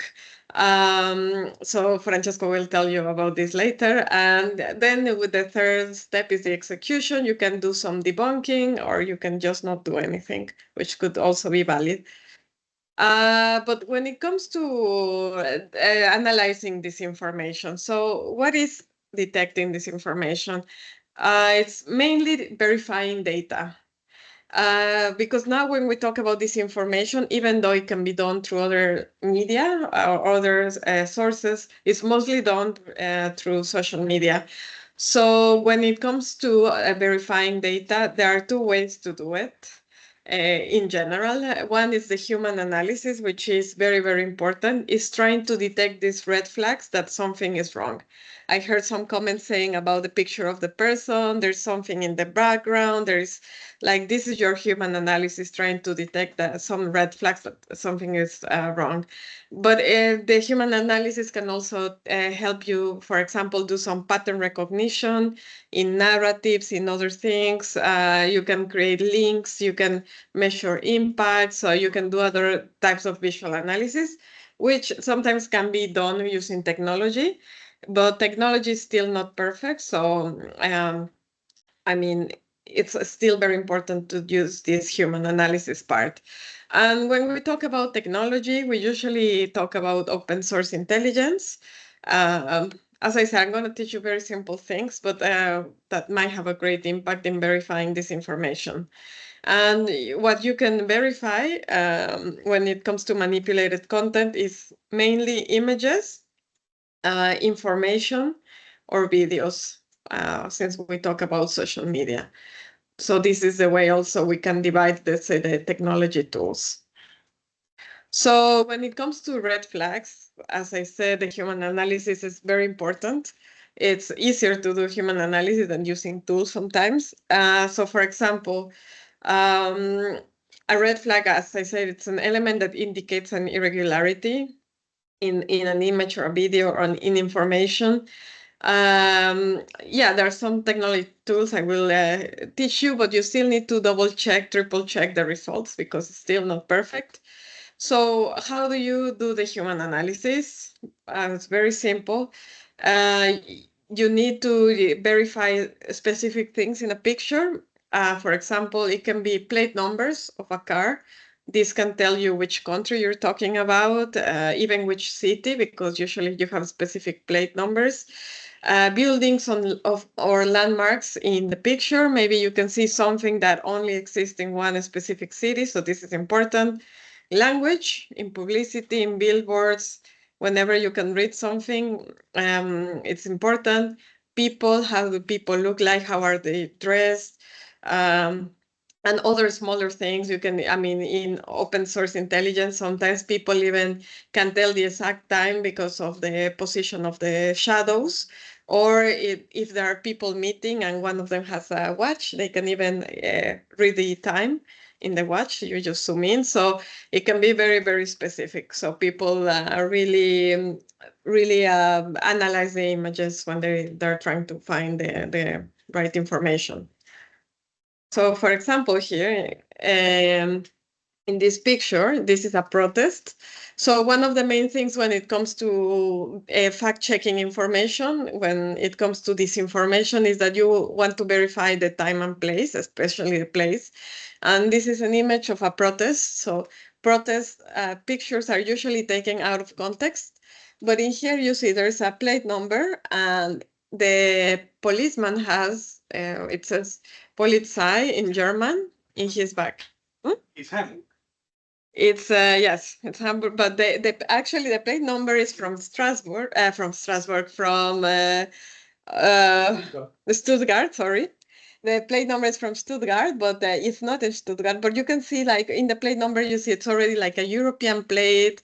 If you zoom in, it's the D from Deutschland. So the name, it's in German. So you can already take this clue. So if I tell you, there was a protest in Italy, and you say, no, I mean, it says, I mean, why is the policeman a German, or could be an Austrian policeman in Italy? So it doesn't make sense. So these small things, they look very simple, but sometimes when they're sharing images online, people don't even look at the images correctly. So this can help you. So what is open source intelligence? Very briefly, it's the practice of collecting and analyzing information gathered from open sources. Usually it's to produce actionable intelligence. So it's not only to collect this evidence, but to try to put it together. I mean, open source, as the name says, can be any information that is publicly available in media and internet, government data, I mean, publications, anywhere you can get information that is publicly available, sorry. So it's not like I found this list in the dark web. It has to be publicly available. So very important before you start your research, especially, for example, sometimes at Unicri, we did a publication on disinformation by non-state actors, specifically by extremist groups. So when you're trying to do this type of research that is a bit more sensitive, I always tell people that it's very important to, for example, create sock puppet accounts or fake accounts, because to cover your your real identity during an investigation. And this is, as I said, mostly, I mean, we work with member states. So if it's something sensitive they are trying to look at, it's very important not to use your real accounts in social media. So always create, let's say, a sock puppet account, or let's say a fake account. So this is very important. So I want to ask you a question in the next slide. It's about locating time and place. Let's say I want to ask you about time and place in this image. What do you think are the relevant indicators that you could look at in this picture to ask about time and place? Like, what do you see in this picture that could indicate this? The river. There is a river. Is that a river? No.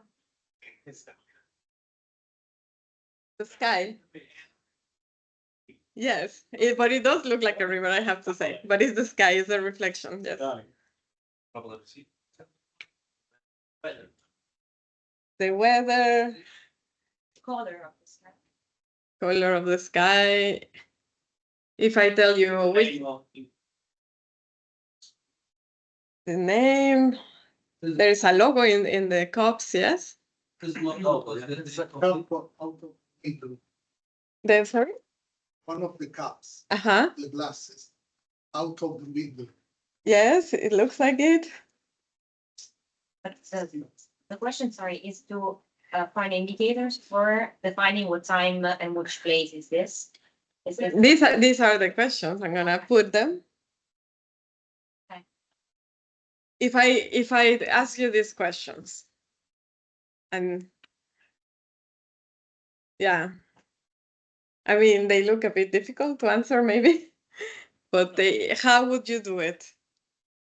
Building. So regarding the brand of the coffee, which is Arabica, Uh-huh. and we can scope how many brands they have and which countries. Yes. From that, we can start to step by step. Yes, could be. I mean, in open source, there are many ways in finding one answer. So it's not like what I'm going to teach you is the only answer. You can do many ways. What? Could be.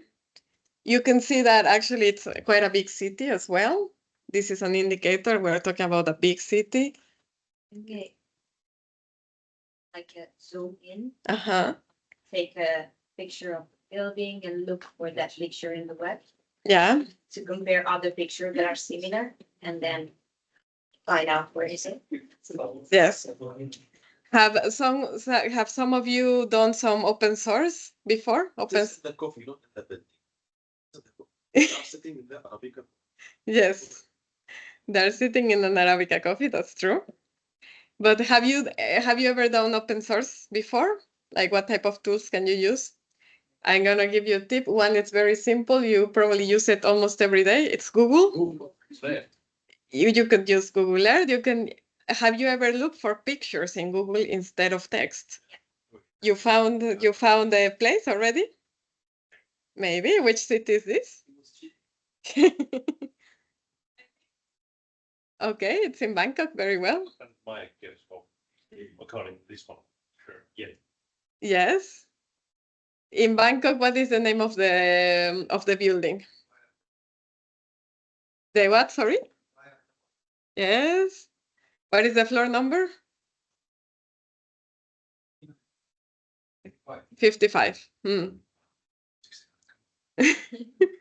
Okay, so I'm gonna teach you. I mean, what I want to show you with this example is that the questions can look very complex. Sometimes they are.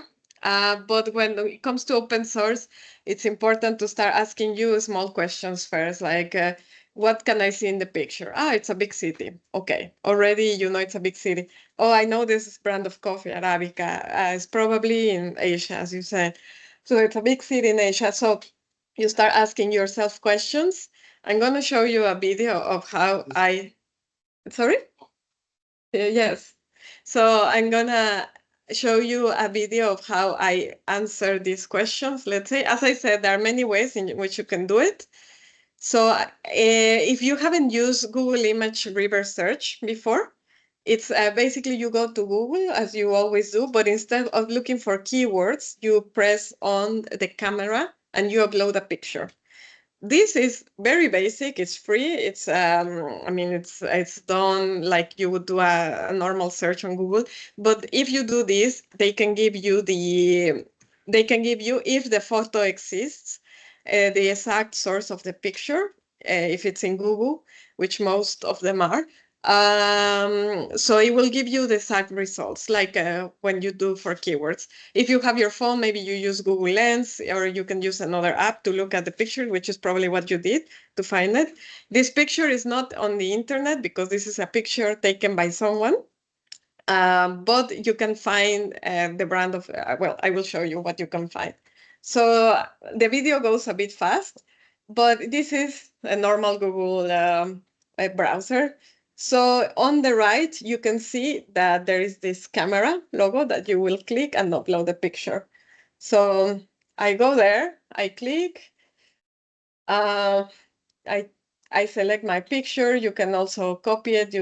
And then you get immediate results that this is Arabica Bangkok Empire Tower.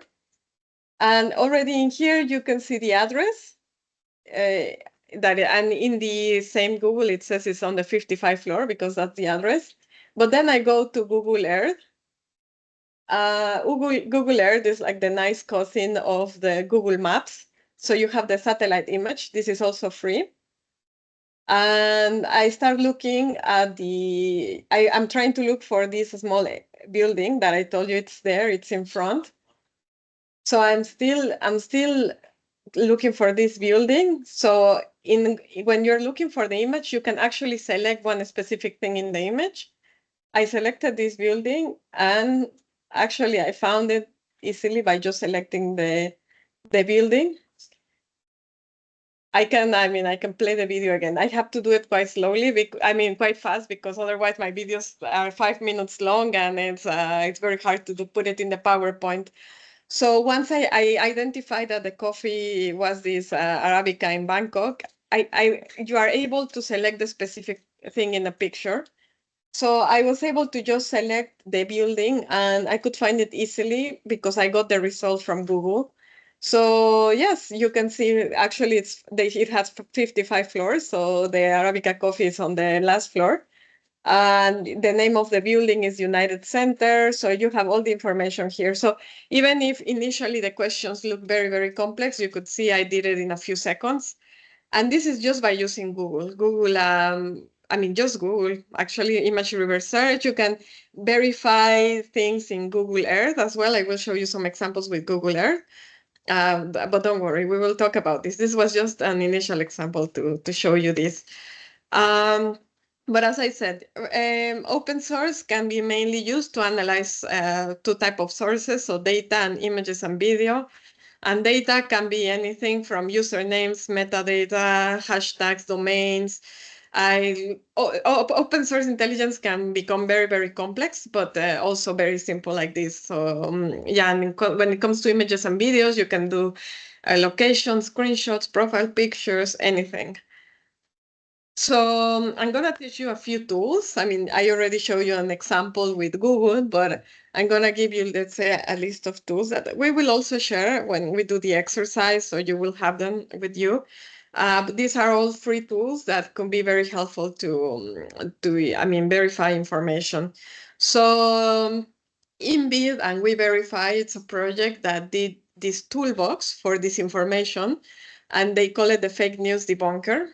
And this is quite useful because in this, let's say in this website, you have all these tools. You can analyze video, data, images, all in one specific tool. And it's very simple to use. It's mostly like upload the picture or paste the link to verify the information.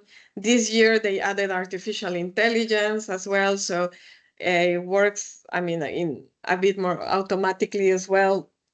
So you can do anything from looking at the picture closely with a magnifier, so you can detect maybe some irregularities in the picture. Or for example, when you can do the image reverse search automatically here as well, because I show you Google, but actually each browser has its own image reverse search. So Yandex, let's use Bing. Sorry. No problem. So all these browsers, of course, Google, let's say in Western Europe, I guess is the most popular, but you have different type of browsers, and they do the same. So in here you can do the automatic search in different browsers. So it's a tool that basically puts together many tools. It's quite useful, it's free, and it's very simple to use. Yeah, as I said here, for example, you upload a video and you get all the metadata of the video, which is the information of the video, when was it uploaded, how many likes it has, like the description of the video. And this is important because sometimes videos and pictures are taken out of context. So if they say, oh, this is a video of an attack in whatever city, and then you see that maybe they said this video happened yesterday, and then you see the metadata and it says 2012. And then you're saying like, no, this video exists since 2012. It cannot be from yesterday, probably. So these type of things help a lot. When it comes to AI generated pictures, some of you were looking at the first picture that I put and say, it looks maybe a bit weird, the background. Usually with AI generated persons, like the background is not important for AI. So usually backgrounds are crazy. Sometimes people are missing a piece of ear or a face. So with this magnifier, you can also look closely at the picture, and you can see here, the background is completely messy, but you can see also like he's missing a piece of face, like there's a hair like going up there as well. So these little details you can look at as well. For video, for many other things, you can analyze the data, the metadata, which is the description of and the context of the data. So if you upload a picture or a video, it has information like when was it created, when it was modified, which program. So all this information, as I said, can be very useful when you're trying to prove something. This is all the same tool. In the same tool, you have a part where you can analyze information. You have this browser where you can maybe put a claim. I don't know, are COVID vaccines safe? And you will get all the information only from fact-checking organizations. So if you need to look for evidence to justify something, you can find it here easily, because then you have people that had already gone through the fact-checking process with all the evidence. So it's easy to read it and to get the same evidence. And the other thing that I just taught you with the examples, and for me, probably the most useful tool is Google Image Reverse Search or any advanced reverse search tool, where, as you saw, you just upload a picture and you get similar results or the same result if the picture is online. This is very useful because it can save you a lot of time. You can find pictures easily. And as I said, one of the main problems with this information is that pictures and videos are taken out of context. So, and it happens frequently. I will show you other examples, but yeah, this can be a quick way to verify. As I said, we use Google a lot, but there's also Yandex, Bing, and Soyu in China. So you have many type of browsers. They all have this, this tool, so very easy to use. And as I said, also in this embed We Verify toolbox, you can upload a picture and you can see all the buttons down here. So you automatically, if you click here, you get the Google Image Reverse Search, the Bing one, the Yandex, the Google Lens. So in this tool, you can automatically do it in all the browsers. In some cases, the pictures are not easily found in Google, and so you can use another browser. There is this other tool for the same thing. It's called Revi. It's an extension. You can have it as a browser extension.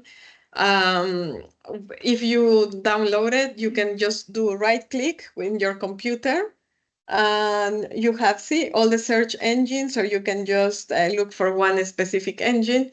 So once you're in your computer, if you download this, you can just quickly verify the sources of the images that you're looking at in the internet. So this is also free. It's very useful.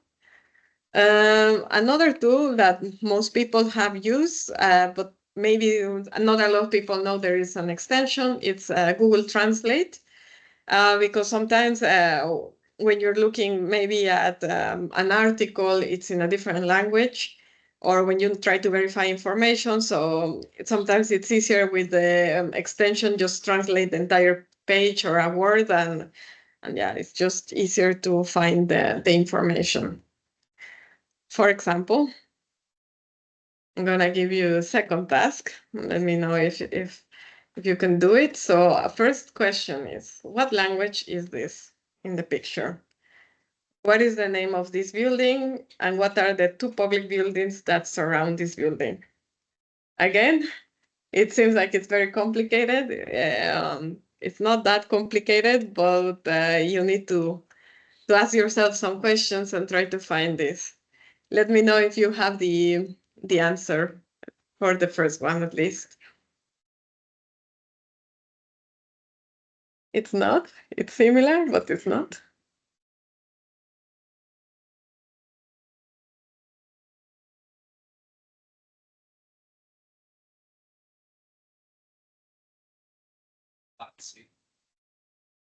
It's sometimes Google gives you Farsi. It's very similar to Farsi, but it's not Farsi. No. It comes from a family of Farsi, but it's not Farsi.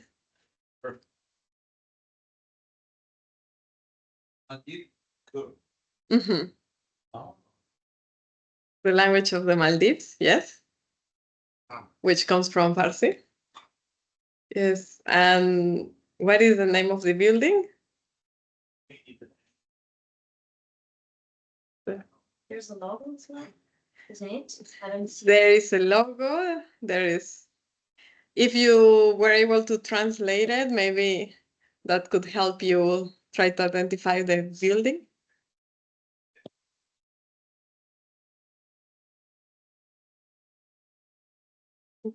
Did you find it? I think it's a government.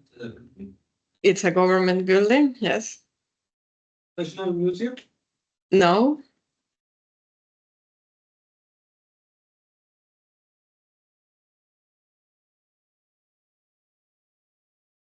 It should be two buildings, United Nations.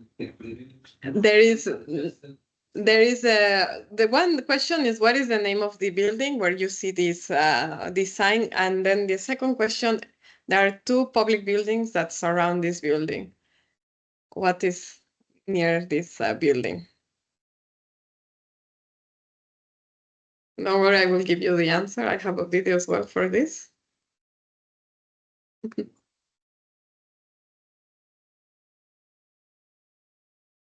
I have it here, but I don't know. Let me see. Uni.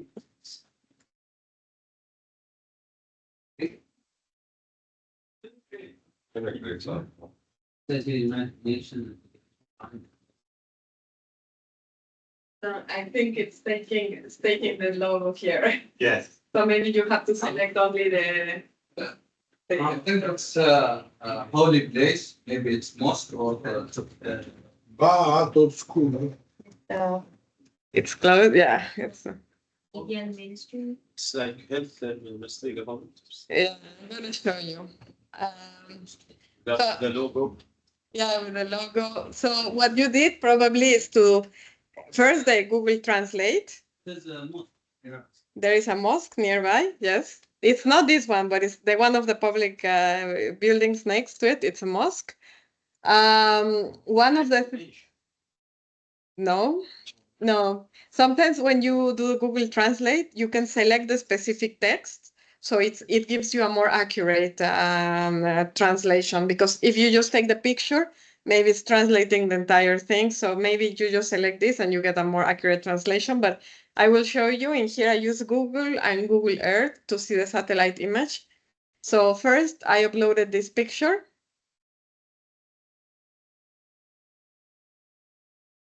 Here we don't have an exact result because this picture was taken. So this already said areas other than Dangueti Council Office. So this is the council office of Dangueti, which is an island in the Maldives. So I put Dangueti, see, very nice island. So I corroborate the country. And then I can put like, what is the language in the Maldives? Then you can see it. It sometimes, as I said, Google, that's why I always tell you double check, triple check things, because sometimes Google gives it as Farsi or Persian because it has a similar root.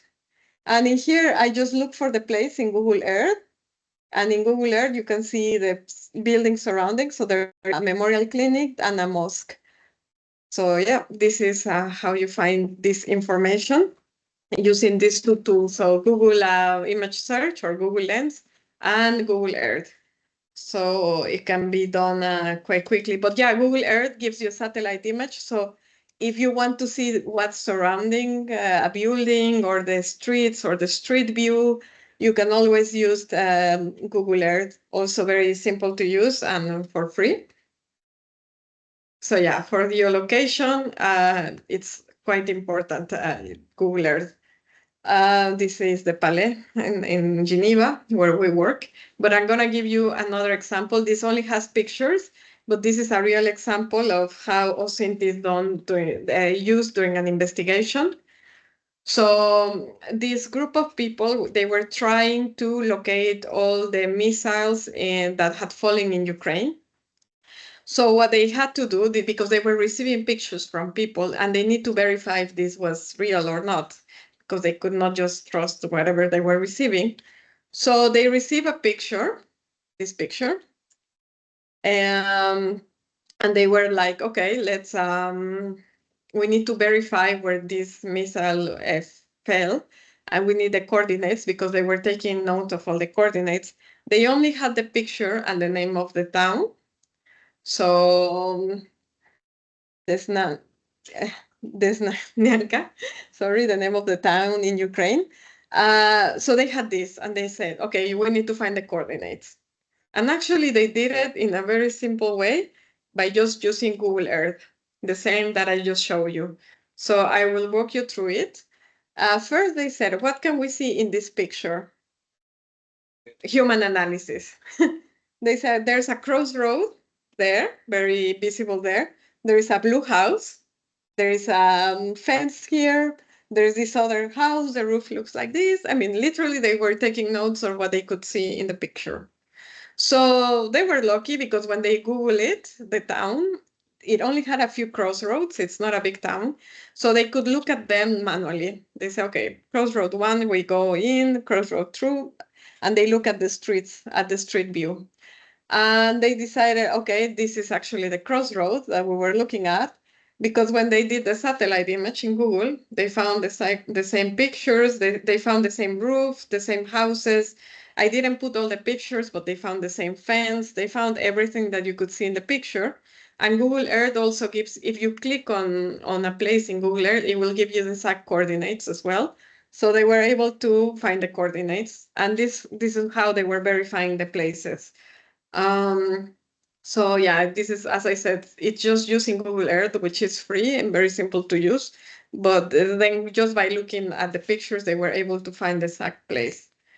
There is this other nice now new feature of Google Earth that is the timeline. So you can go back in time in Google Earth. So it can help you. I recorded this video about Lebanon. I recorded a video about the port of Beirut. So you could, I said, okay, maybe I want to do a research of the impact of the explosion in the port. So I go to Google and I Google port of Beirut. Of course, it's going to give me the image of how it looks more or less now, which is already destroyed. But then I know the accident, I mean, the explosion was a few years ago, August 2020. So I go back in time, I can see how it has been changing, which can also be useful for investigations. But then I went to August and then, yeah, a few days, or even I was in, probably was the 1st of August. So I go to the last picture I see where the port was not destroyed. And then see, August 5, it's already destroyed. So in here, it can be easily used to measure impact. And I'm not showing you everything, but you see a tiny rule there. You can measure how many meters, kilometers we're talking about. So you can do a lot of very specific investigations here. So this is just by satellite image. But yeah, you can measure the impact by kilometers by using the rule. You can do many of these things and you can see the evolution. So yeah, this also when you're doing an investigation that maybe the picture is a bit old, you can go back in time and say, okay, let's try to identify this place 5 years ago, 10 years ago. So it can be very useful as well. Then another tool, it's fact checking and source analysis. There are a few organizations and companies that do this. This is a free one. It's Media Bias Fact Check Extension. That's the full name. So when you install it, they give you an analysis of the source. So they have they don't have all the sources online, but they have media outlets. They have the most important ones, I would say. And it gives you, okay, this source is more inclined to the right, to the left. You can read about the source. So for example, this InfoWars website is very famous for sharing conspiracy theories. So it gives you a rating. It says CP, and you click on it, and it says conspiracy pseudoscience. So you already know you are reading something that is considered conspiracies. And you can read the entire report. Why did they give it this rating historically? You can see all the examples. So it can really give you an analysis of the sources that you're reading. And then a bit of AI. You also have, for example, fact checking with AI. There's this tool that also is quite recent. It's called Claim Buster. It's also free. And you can put a claim here and put the search. And what it's going to do is that it's going to look online, all these fact-checking verified websites, and it will give you a verdict. So, okay, all these websites is false. And then you can read each website in case you want more information about this, like why are you saying this is false? But what I like about this is like, okay, it's AI, but it's not taking all the information on the internet. It's taking fact-checking companies or verified websites. So it's really just giving you things that have been already verified. So it's a simple way to just, instead of going to every fact-checking company, you can have it here and you have the small report of or on the claim that you're looking at. Because then we come to the discussion of artificial intelligence and disinformation. It's one of the big debates nowadays. What is the impact of artificial intelligence, especially with ChatGPT and other AI language model chatbots? I mean, the discussion has been increasing. Why is this important for disinformation?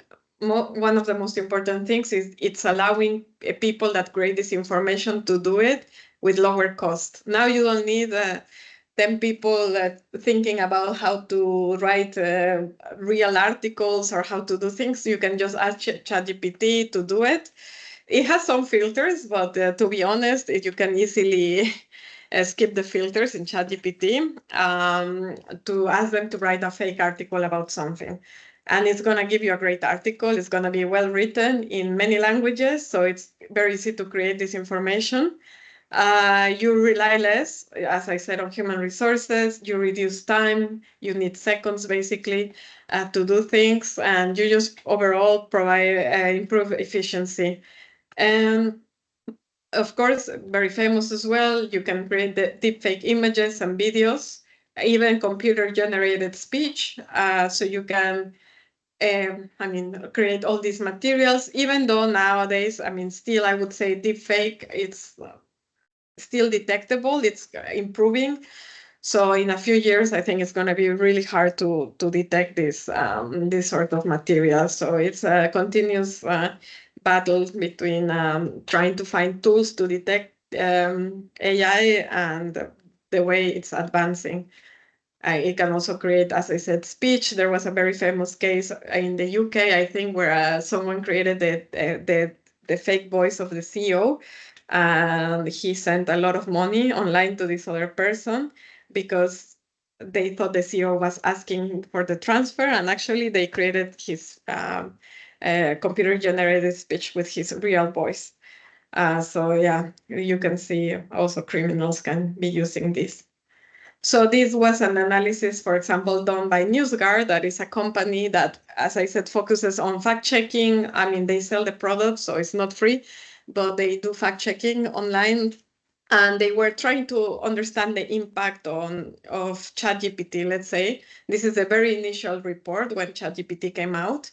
Nowadays, it has a bit more of a filter, but still, as I said, it's not perfect. So you can see they gave this prompt. And yeah, it can immediately give you the article in the tone that you want. It can change language. So yeah, it became very easy to create this information. Another episode that happened is that the Llama, which is another language model, it's not ChatGPT, it's another one, was leaked online on 4chan, which was, I think now it's closed, a forum, an online forum, usually known for sharing very extremist materials. But in here, they share the code, and people were using the code to spread disinformation, to spread anti-Semitic ideas, or to create some hate speech. And also they created characters using AI. So they were able to steal the code and just create this for fun. So you can also see how this can be used with other purposes. And nowadays there are also tools to try to detect content, meaning text online, written by AI. It's still not perfect, I would say, these sort of tools, but they're trying to improve it to try to detect what text has been written by AI. But in here, I would say human analysis is very important. I think nowadays, if you are aware of how ChatGPT writes, you can detect more or less if a text was written by ChatGPT because it uses a very similar language every time. So there are small things you can detect. So I want to show you or ask you a few questions. This is a bit of a more complex example. So these are just two questions about this picture. First question is, can someone tell me the day in which this picture was taken? And the second question is, what is the name of the street where people are standing?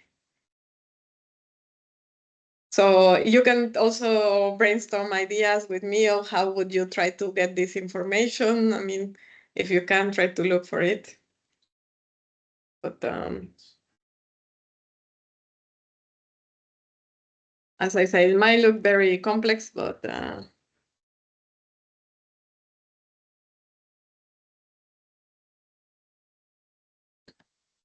you can put the picture here. It's a bit bigger, so maybe it's easier to.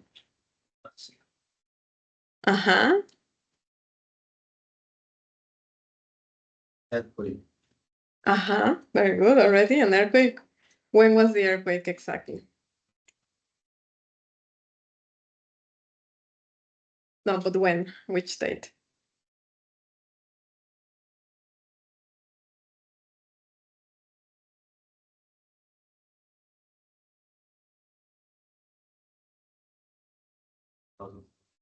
Mm-hmm. 2017, September. One day. 19. Yes. 19th of September 2017. Already the first question was answered. The second question is way more complex, I think, to answer, but still possible. The name of the street they're standing on. This picture, probably you don't find the same picture online, the exact same. Yes, 19th September in Mexico City. Yes, there was an earthquake. It was 7 point. Yeah, it was quite strong, and yeah, strong. It was exactly. Yeah, I think the epicenter was Puebla or Oaxaca. I don't remember for this one. This picture, you probably don't find the same picture online. You might find similar pictures because this picture I took. Yeah. So actually, I took all the pictures. Yeah. The building what? Yes, exactly. So yes, the same picture now, but the building is quite unique, I would say. So maybe you find the pictures with similar building. Maybe there is also another thing in the picture that can be highlighted, which is the car that got destroyed. So that you can also find in other pictures, maybe. Porsche, no? It's a Porsche.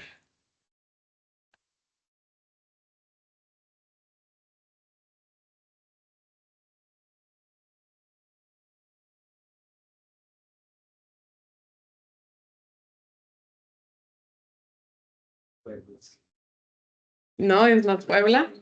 What city is this?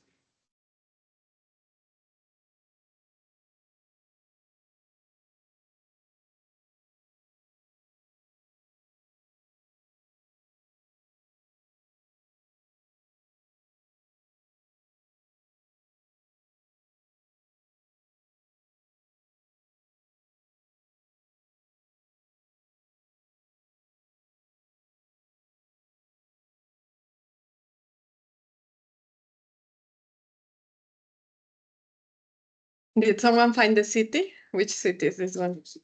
It's Mexico City.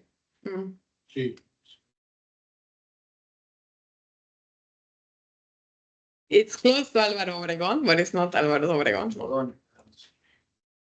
Las calles de Orizaba y Chihuahua. Very close. Which one of these two is? Which one? Orizaba or Chihuahua? Un momento. Okay. But very close, yeah. Already.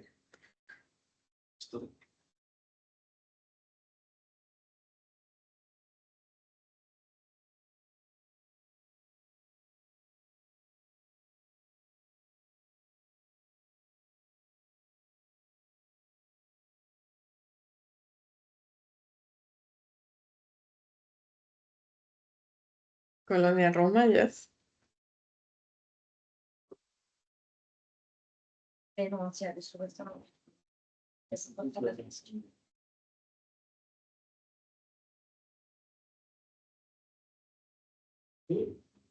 It's a school, yes. What is the name of the street where the school is?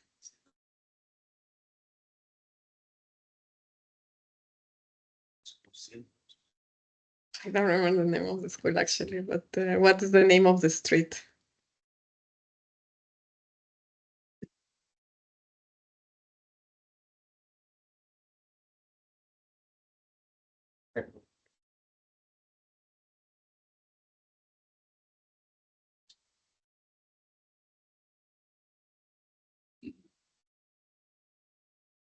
See that here, the name of this building is like you did, the Dilda.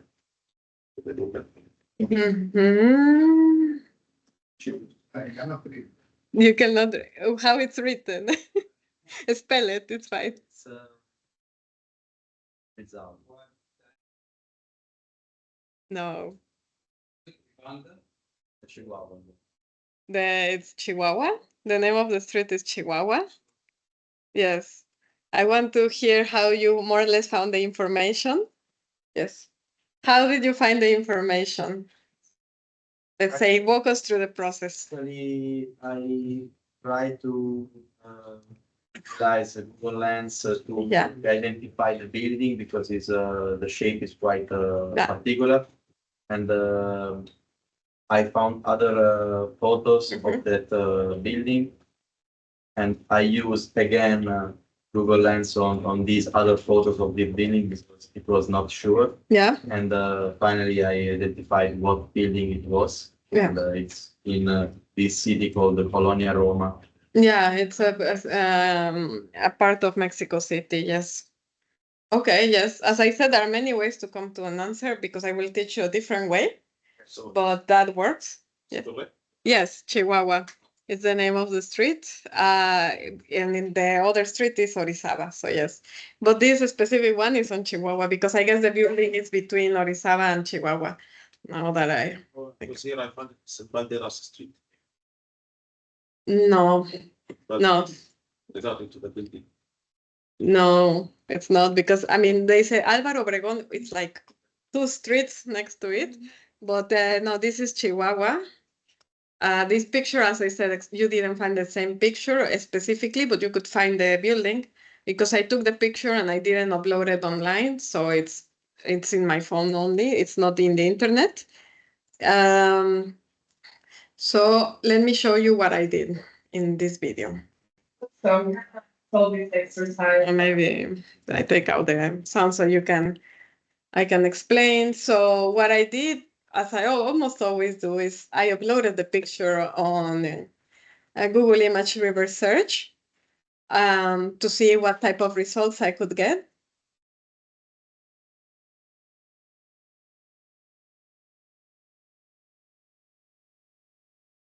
And as I said here, there is not an exact same result for the picture, which is normal.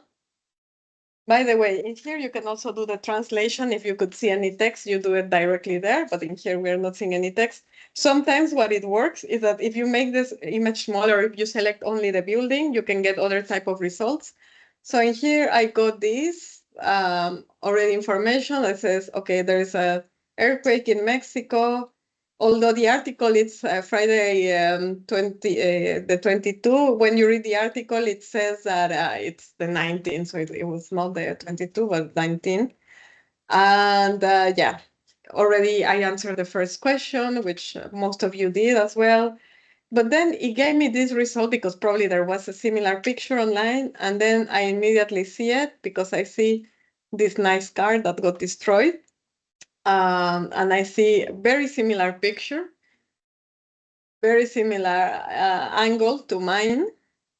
But then it doesn't give you new information. Let's say it's just more or less the same, very similar to my other picture. But you see, it's the same picture because of the building. It's quite unique, actually. So yeah, okay.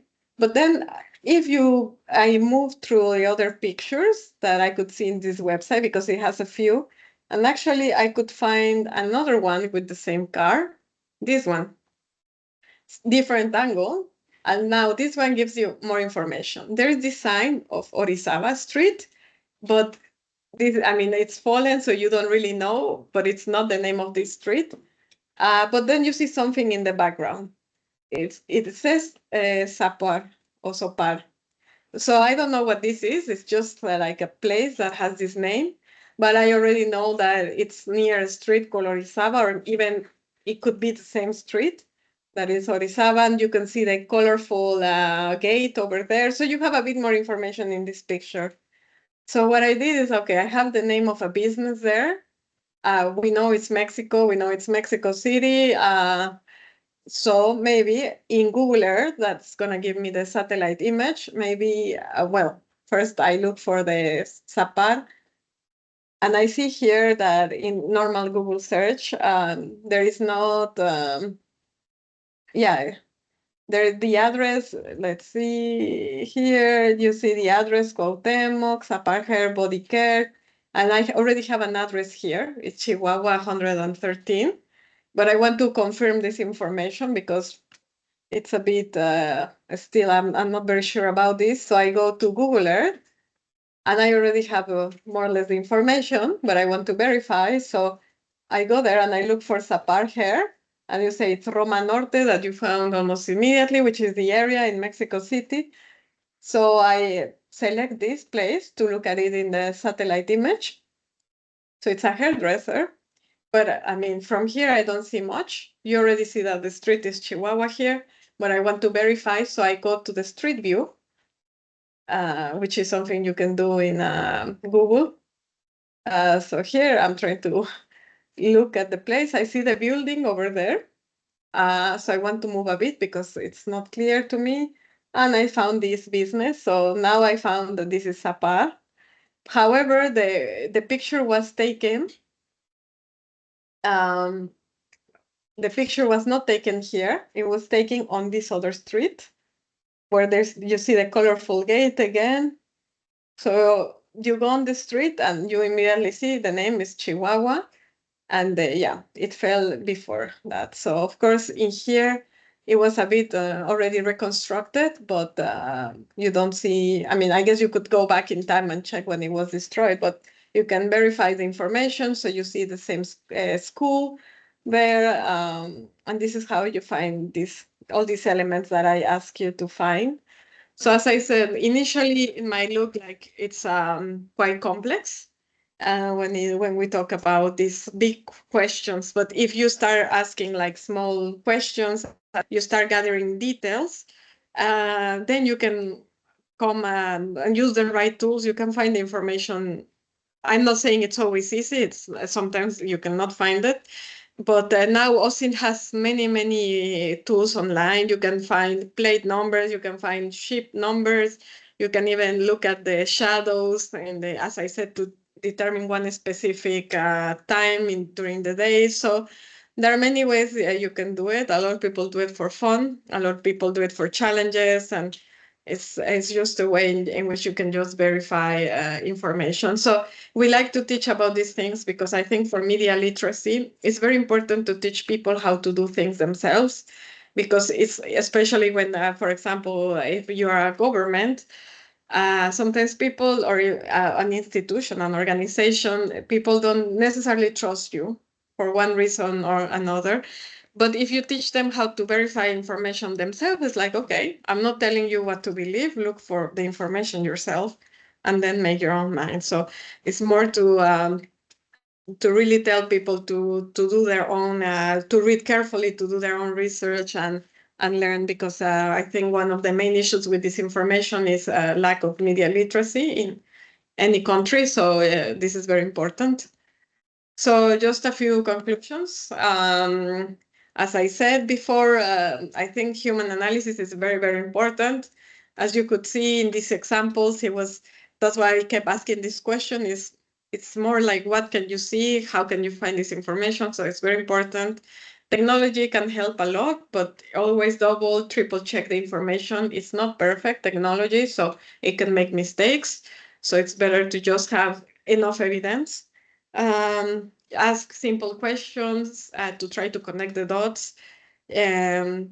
If you look at a very difficult question, sometimes you don't know how to answer to this question. So it's better if you make smaller questions or easier questions first, and then you go for the big question. Open source, very important, depends on the availability of the resources and information online. So if you're doing some investigation, it's very important to save your findings, take screenshots, because if you only save the link, usually links can disappear, even though there's ways to go back in time in websites. It's better if you already take evidence of everything, screenshots and dates, time, everything, so you have evidence. Because it can disappear in a few minutes, actually, so very important. And and we wanted to share with you, we have 2 publications on this information. One, it's a report we made during COVID, that is to stop the virus of disinformation, how non-state actors were behaving during COVID. And the second one is more recent. It was a handbook to combat severe and disinformation. It was released in January 2023, so it's a bit more recent.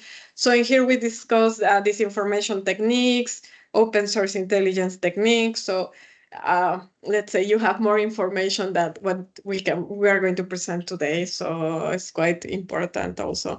And yeah, if you have any questions, please let me know. Otherwise, we can move to Francesco. Sorry. Yes.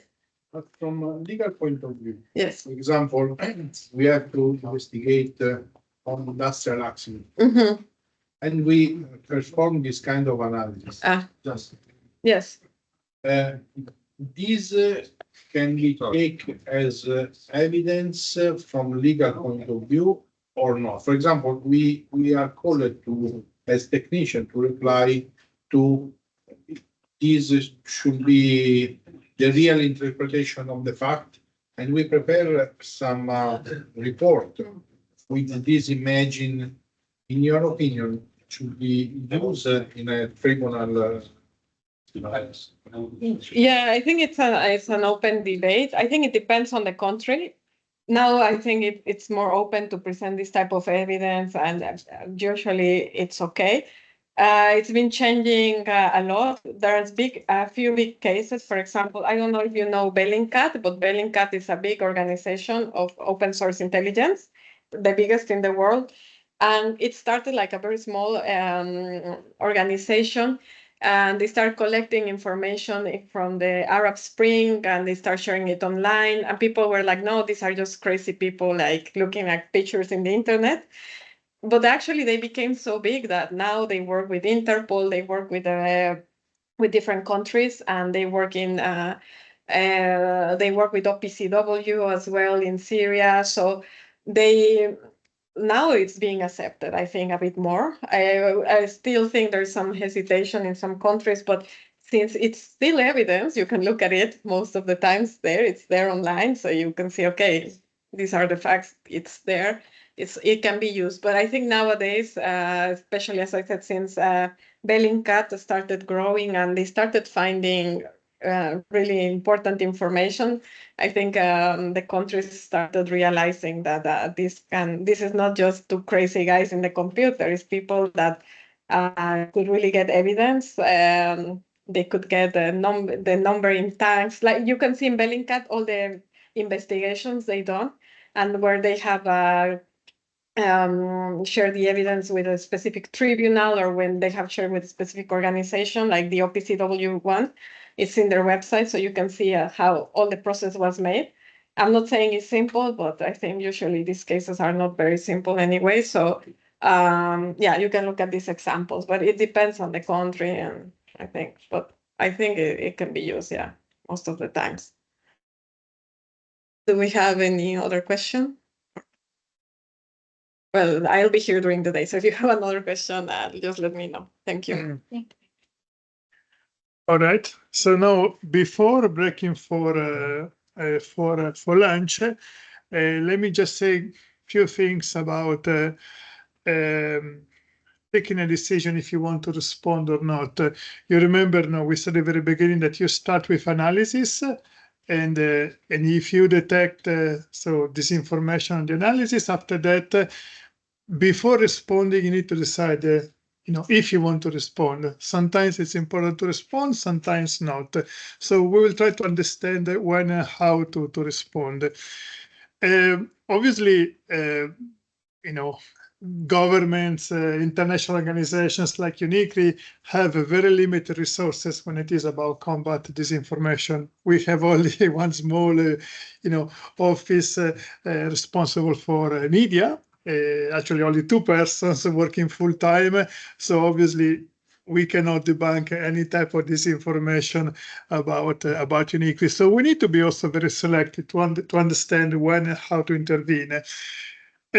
One of the elements that you can use is try to understand how damaging is this information on social media.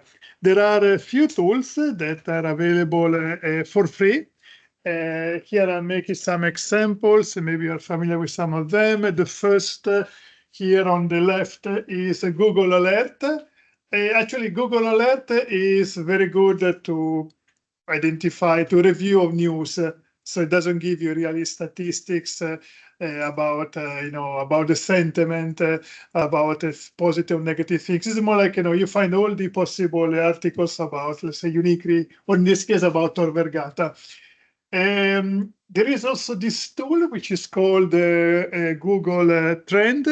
With Google Trend, you can find how many times your organization, in this case Tor Vergata, has been mentioned in the basically Google search.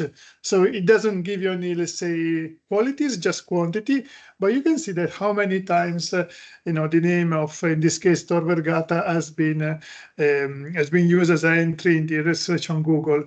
There are other tools that give you a bit more information about the sentiment.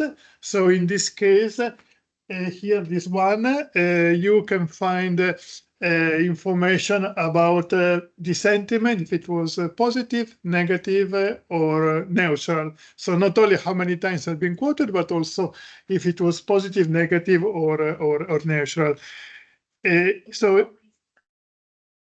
No, this one actually it is not for free. It is Talk Walker, and it is organized by different companies. Talk Walker. So in general, what you can learn from this analysis? Well, of course, there are metrics that, like, likes, don't like, how many times certain information has been retweeted, shared, and so on. There are something more specific, like reach and impressions metrics. Reach is measures how many times the individuals, how many individuals have seen the posters of the news, and impression, how many times the news has been shared. You can measure, the speed with which the information is spreading, especially if it is disinformation. There are techniques called social network analysis, big data analytics. I don't know if you're familiar, but basically you can study a structure, you can understand if it is organized, disorganized. In the past, we tried to use social network analysis to study organized crime in Italy. We did it with the Italian National Antimafia Prosecution Agency.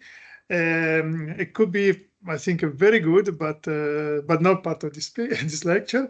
And then for sentiment analysis, if someone says that you like or doesn't like a certain message. Obviously, there are many limits in using these tools. First of all, most of them you have to pay, so they're not free. The one that I show you, they give you only, say, information at the level of quantity, but not quality. There are many, restriction to data, so you don't get all the data even if you pay. Very difficult to speed up with the level of disinformation. Sometimes also it may be possible that there is a blog, maybe there is some false information about your organization, and but nobody goes to that blog, so it stays there, and nobody doesn't do any damage. But then it can happen that, I don't know, a politician or a VIP or a football player, he make reference to the blog, and immediately everybody will go to see the blog. So that's also something that, of course, is difficult to predict. There are false positive, negative, ethical, legal aspects. I think we can skip all of them, and it will be different type of discussion. So again, if we have limited information, limited resources, how we can decide what will be the target? And here what we can do is that we can rent some concepts which has been developed by marketing strategies. One of them is demographics versus psychographics. Does everybody know what is demographics and psychographics? Even though it is kind of self-explicative, what you see here. So demographics are information about individuals based very much on objective data. So age, gender, how many money you have in your bank account, and so on. So objective information about individuals. Psychographics are information about individuals, but not based on the objectives. It's more like a personal behavior. You like basketball, or you like football, you like Rome, you like Lazio, you like animals, you like play music, and so on. So those information are very important in the marketing strategy when you had to sell your product. And I give you a very, very simple example. So in this case, this is actually based on a real study made in UK. So there was a company that wanted to sell a new product for kids, basically a programming game, a game that teach kids how to make programs, and the company has to sell it to, of course, parents, not to children. Children don't have money, and so they said, okay, what type of parents we have when we need to sell our products? We want to sell our programming game, and they realized very soon that there's not one single parent when it is about technology and buying something, technology products to their children. There are they identify three different type of parents: enablers, limiters, and mentors. So enablers are those that allow their children to do whatever they want. They can use the mobile phone, you can play game, no limitations. Limiters are the opposite, those who want to limit the time in which their kids can play, can use the application, their games.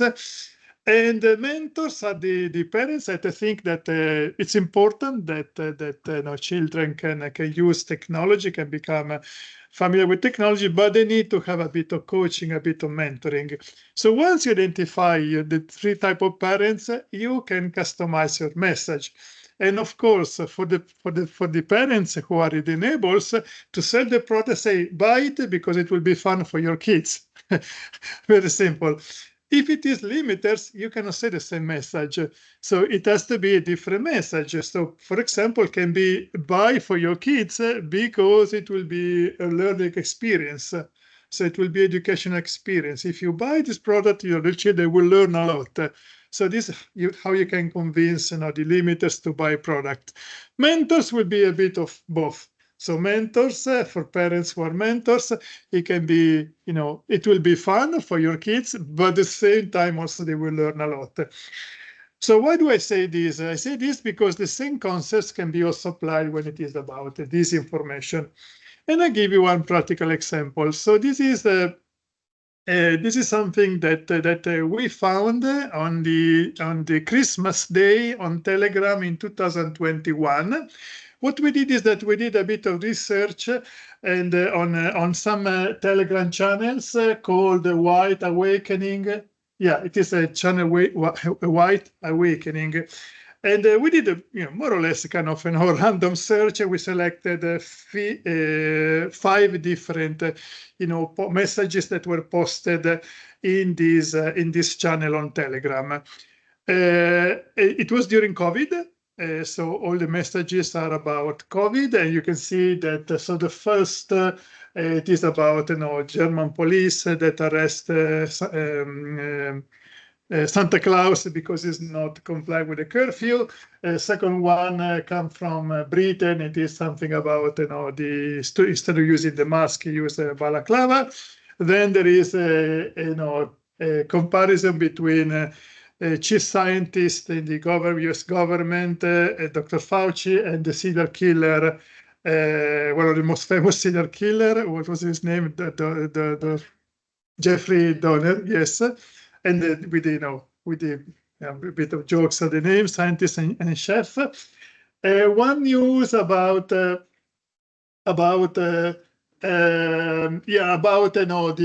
big revolt, again in Germany, against all the strict measures, and one alarming news about the vaccine. So think about now. You wanted to extrapolate information from these 5 posts and think about what I said before about demographics and especially psychographics. What type of psychographics can you get from these 5 examples? So what is the characteristics of people who are sharing these type of messages?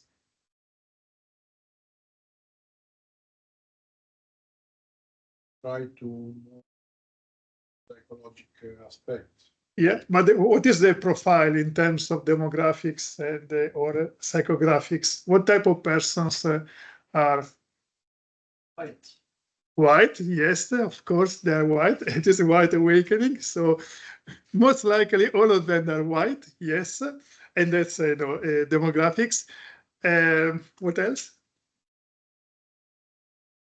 They hate the government. They hate the government. Yes, so no trust in the government. What else? Politically, are they center, right? Left? Yes, most likely they are ultra right. Do they trust? Health vaccine? No. They don't like a vaccine. They don't like the measures taken by the government. They are probably also instigating a bit of violence. I would say most of them are male. Probably second. Probably. Yeah, indeed. Also probably racist, discrimination, no against gender balance. So you see, of course, we are speculating, but by analyzing 5 posts, you can learn a lot about a possible audience. Obviously, I'm not suggesting that you want to debunk those who are participating to this. I would call it echo chamber. Echo chamber because it is. So if you go to this Telegram channel, you will find only this type of messages. And if you go there with a different message, say that, yeah, maybe vaccine is not bad, automatically you will be rejected, everybody will insult you. So it's like echo chamber because they keep repeating the same messages, saying the same things. Okay, so let me show you now something that we again borrow from the publicity. Actually, it is a study from sociology. And it is something that we kind of advise to use. Is a graphic that is a power grid that we suggest to use when you need to decide what is your target audience. So you want to say, let's say that there is this information. Your company has been exposed, or you have been exposed to this information, and you need to respond.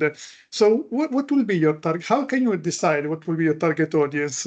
So you have limited resources. You cannot respond to everything, and you cannot try to convince everybody. So try to think about what could be, how you can select your audience.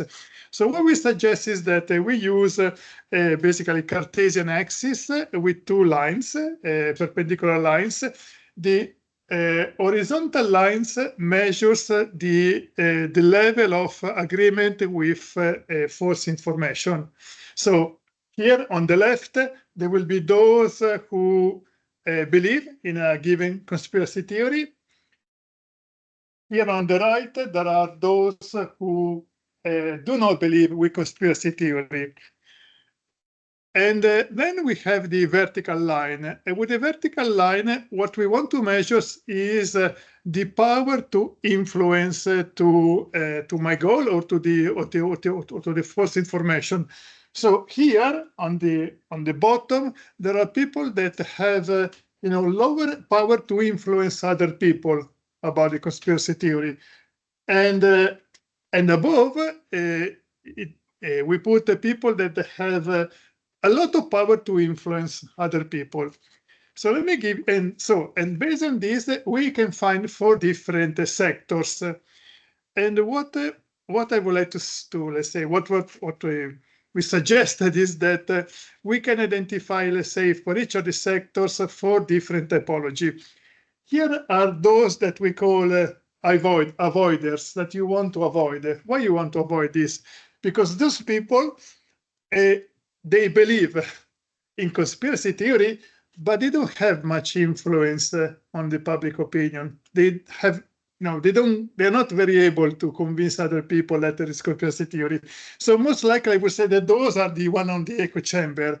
So between them, they talk just between them, but they don't go beyond the echo chamber.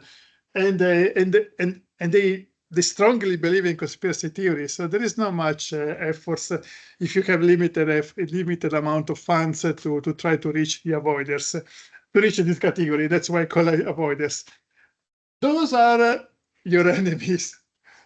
And we call blockers because they can block you and they can damage you. They're blockers because what they do is that they believe in conspiracy theory and they have a power to influence other people to believe in the conspiracy theory. Obviously, it would be ideal to try to to stop the blockers, but you need to have a lot of funds if you want to convince them that they are not they are saying something which is not correct. And here you have your champions. Why are your champions? Because they believe that it is a conspiracy theory. At the same time, also they can convince other people. So they can be your natural, ally to try to combat disinformation. And then on the last one, there are we call it silent boosters. So those that don't believe in conspiracy theory, but they are not particularly dynamic in the, they're not very active on the social media. They're not particularly, let's say, helpful to help you to combat disinformation. So let me give you a practical example. So let's say that there is a disinformation campaign against COVID-19 vaccine. Actually, allegation that says that COVID-19 vaccines are biological warfare. And what you want to do is that your goal, let's say that you are Minister of Health, you want to minimize death from COVID. So you want to make sure that people they took the vaccine and they don't die of COVID. So let's see what could be in this case the category. Here I would say that we can put the non-organized anti-vax. So they believe in conspiracy theory, but they are not organized. They don't spread a lot of disinformation. They are more like a passive users of disinformation. Here we have the organized anti-vaxxers. So those are dangerous because they are organized and they can spread more disinformation. And then, of course, on the top, they will put those who are anti-vaxxer but also have a lot of influence, like politicians or celebrities. Here I put millennials who work from home. So millennials are those who are born between 90s and the first half of the 90s. So it's like a general speaking, a category of persons who are familiar with with technology but most likely, they have a job, they are more or less, a normal life, and they're not necessarily, very much into disinformation. But at the same time, they're not necessarily, you don't, so probably they don't believe in conspiracy theory, but at the same time, not necessarily can help you to combat disinformation. Yeah, I would say that users, adolescent social media users can also be, potentially something that they don't necessarily believe, but not necessarily help you in your disinformation campaign. So who can be your champions? Well, doctors. Doctors can be your champion because doctors can help you with patients. They go around, they say that, listen, vaccine, taking vaccine is important. Don't believe it is biological warfare. And patients, especially those who are vulnerable, that they can be exposed to risk if they don't take a vaccine. So they can be your champion, and they can, they can be motivated, and they know a lot of people who are in the same conditions, and they can spread, can be your ally to combat, in this case, disinformation about COVID-19 as a biological warfare. All right. So what I want to do now with you is let me show you this. Yes. So what I want to do is that I will ask you to do one exercise.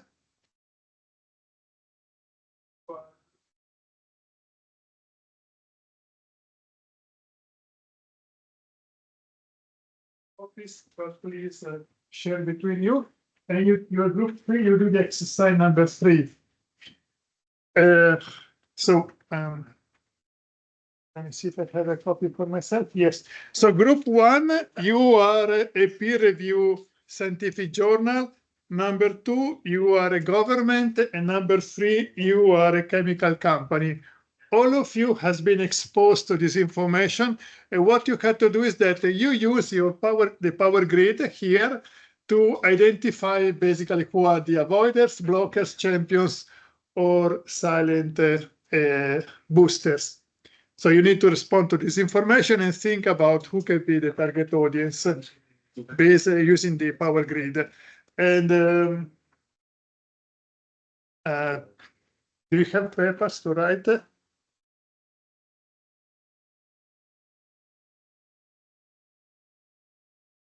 Maybe on the back.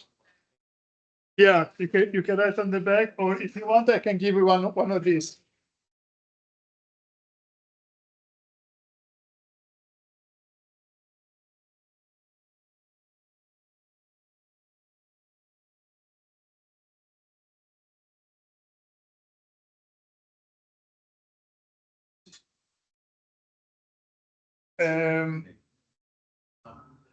What if you come here and you work on the flip chart, and for the others we use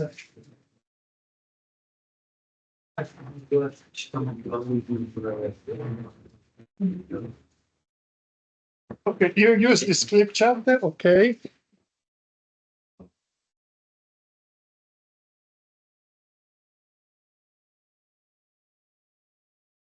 Una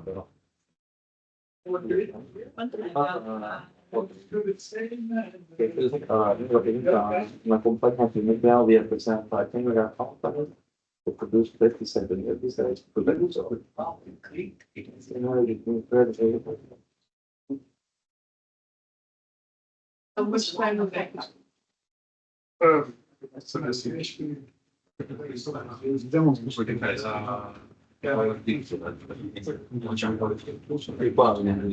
Facciamo una lista allora,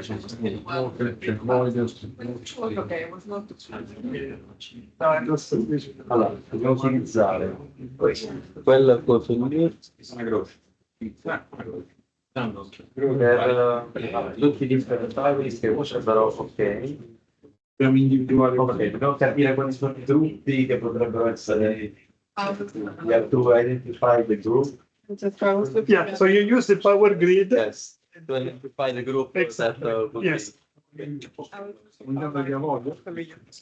was looking at the debunking presentation. Quite short, actually. I think we will have time. So I didn't want to do a lot of exercises in debunking, so I think the text is basically debunking. I don't see it.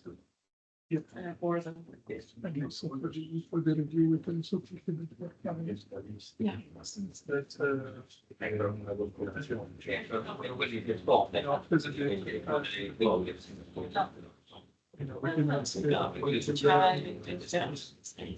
Because yeah, I did the debunking one a bit sure because I said the exercise is mainly debunking, so I don't want to do exercises. I think Or we can use it, we can use it. I cittadini del il citizen of the town. Common. I mean, we have a few questions. with the and I put the cards. No marker. Or I mean, well, I can just. If we do the best, maybe that's what I. And then also we can discuss that. We can report.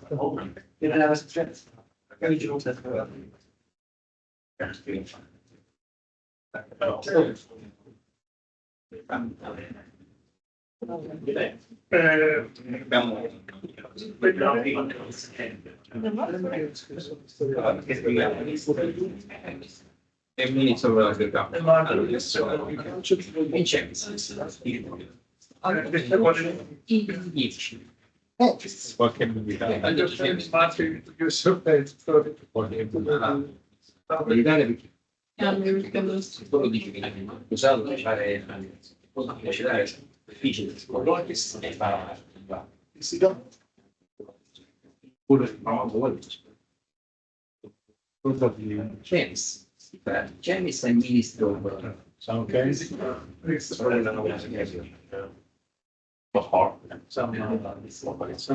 aspect agency,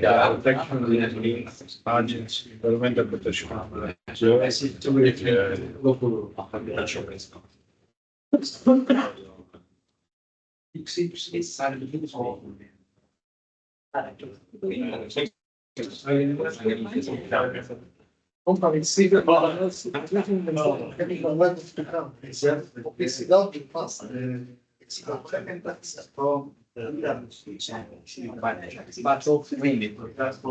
Iniziamo da uBlock, quelli che potrebbero essere quelli che hanno molta influenza e che allo stesso tempo pensano che questa cosa sia vera.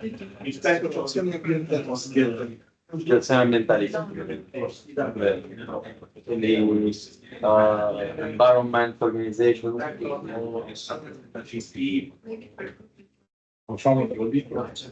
It's kind of organizations, Social media. Social media.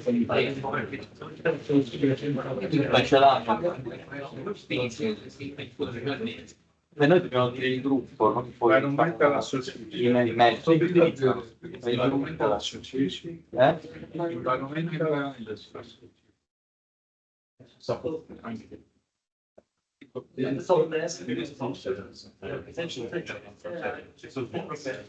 and also local politician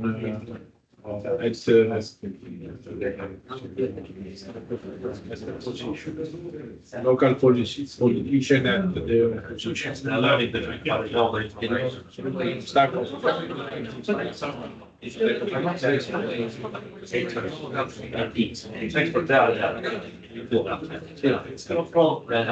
opposition. Yeah, local.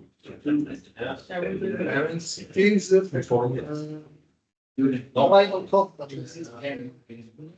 also local communities that are afraid for chemical farm. Che altro può essere? Local communities.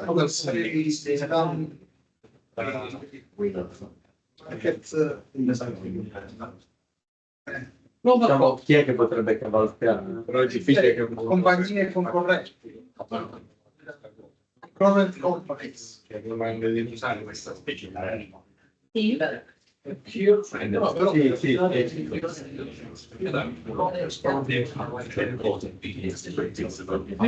ci sta pure questo, diciamo le compagnie, la compagnia sta facendo così per motivo vincolare perché sono It's difficult that they say in the ratification, because if I'm there are legal points, can't denounce me. No, but you can expose yourself in a different way. Not directly.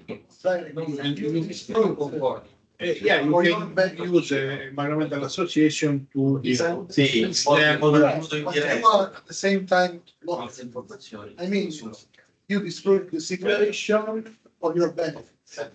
però in realtà Without Yeah, but in realtà loro non sono directly. loro in realtà manco lo sanno, cioè manco lo fanno agree with pass information perché manco lo sanno. Local committees with local committees. Sì, local politicians or committees at opposition. No, the sense is that of course if you have opposite companies that wants to get you down, get your company down, maybe they're not even sure if the information is false or true. They don't know. So they have another group that stays outside this scheme. strong avoidance, because they put minimal effort, they dispute the situation to damage the other company and It will be also. have some benefits. It will also And be at the also same time, a control the situation. Yeah, Yes. but they not necessarily believe through this information about the information that the company produce. Yes, in avoidance. Ma se lo mettiamo come avoidance. Yes, because they don't trust, they don't push, because it's possible a boomerang, it's possible boomerang for them. Yes, that's it.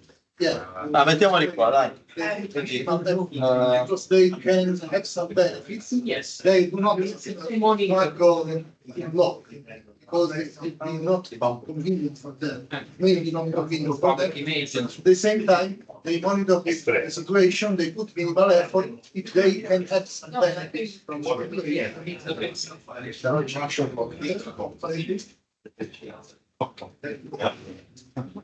In avoidance, for example, farmer or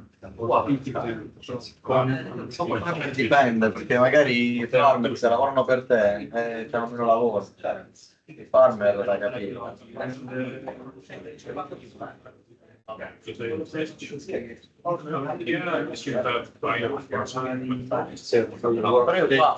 In realtà manco li metterei qua perché loro non lo sanno, non sanno un cazzo, perché, cioè, lo fanno agree with false information per convenienza.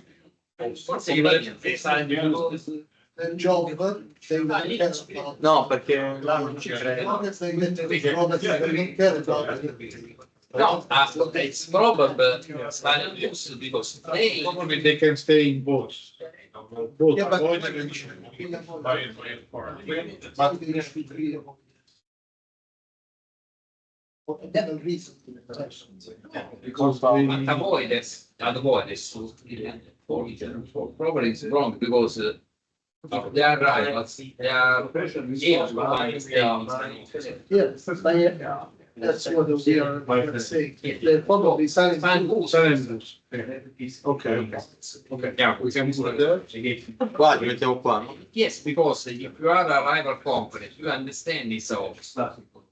But you disagree with the false information, but you are silent for your convenience. No. No, è forse molto di Mettiamo dall'altra parte, no? dei champions. Allora, i champions chi possono essere? Chi possono essere Scientists, yeah. Environmental technician from, for example, body of control. chemist, environmental organization. No, but capisci, vigili del fuoco, These guys, they're avoiding. firefighter, that people that have a rule we check the activity of the So you also Technical agent, environmental technical agent. Technical agents, technical work, Visita. praticamente avoidance. For us.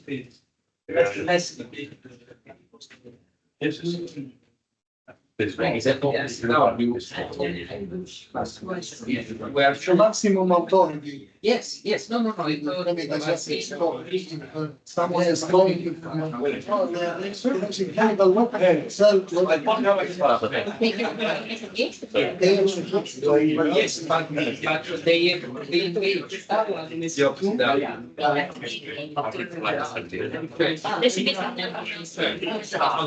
the science can both all the stuff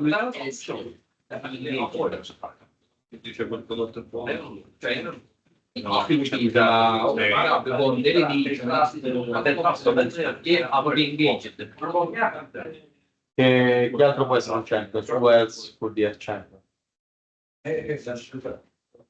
qua, ho capito. So what do we have now? There are also a number like the company in the year It's active. historically Are they like have a good relation with the population and they believe long term. Yeah. Yeah, for example, if I adopt a transparency policy during in the year, you can see all my data are see, this can be checked if the company or policy transparency policy is there are some certifications company for transparency and there are some external spec also trade association. yes. Qua o qua? Io mi farei Representative of if ever as tradition to protect the workers.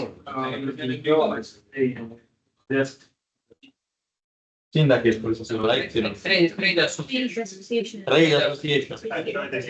Sì, sì, la catena.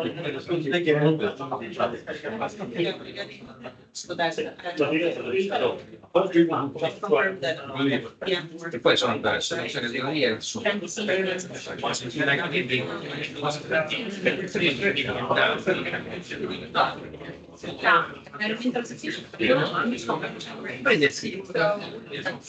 Okay, yeah, because if they Sindaco c'è con la Y o con la I?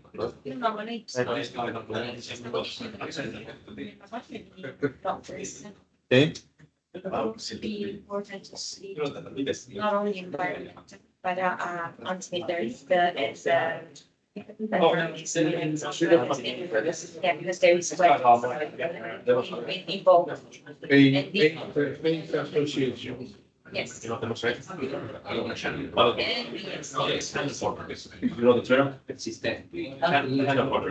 okay. militant. Va bene, allora, dato che qua abbiamo completato, vediamo di fare qua un po' di avoidance e sign booster. Companies is fine, isn't it?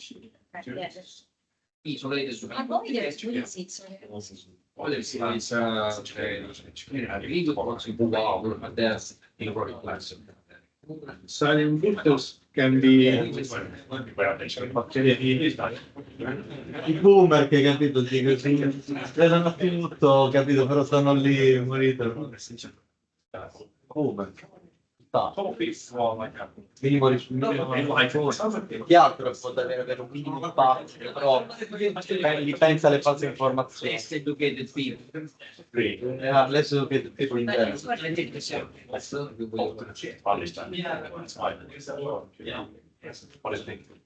So students, all the students, they will eventually also they can be working in they still understand. Yeah. And We'll say like a call. Vita radioattiva, per capirci. We want it.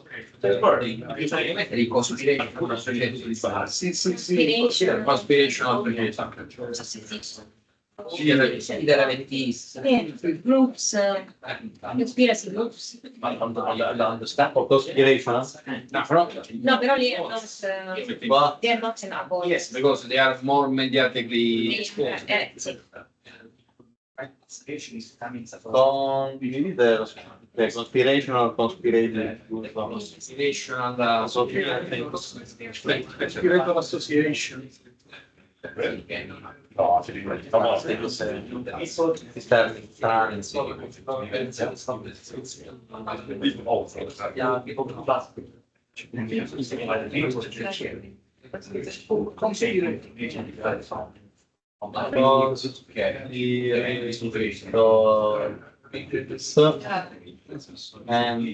Trovo possibile se società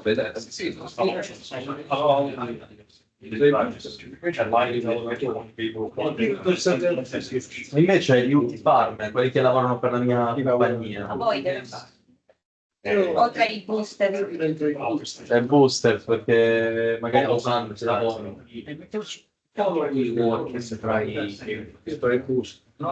No, mettiamoceli qua. No, ma non solo.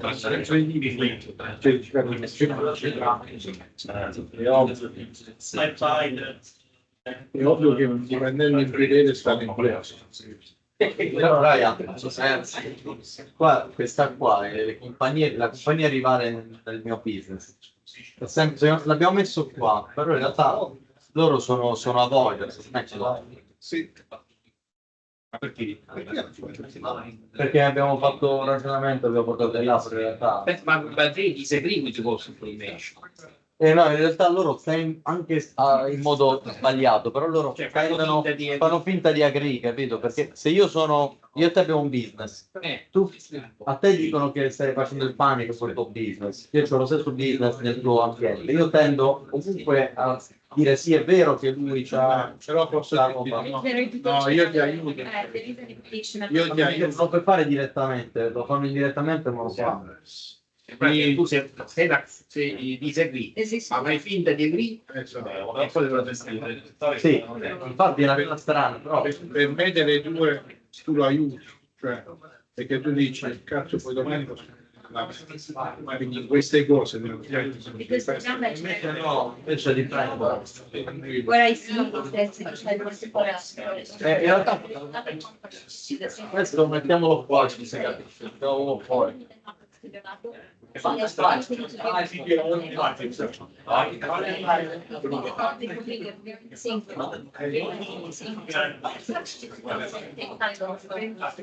Yeah, but for this, if something happens, we keep silence, but we don't agree with this. yeah, and so We agree with we know what. you know that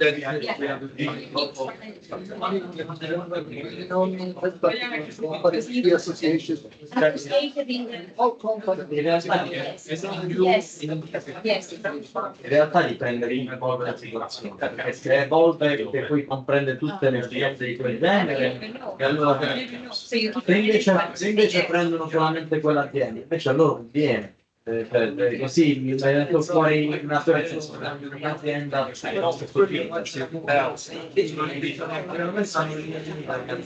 no, secondo me non lo sì, ti scoprono questo.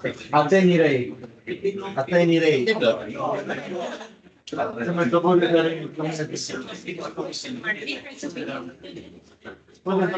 it depends. disagree with false information. Suddenly, solamente worker, parliamo. Well,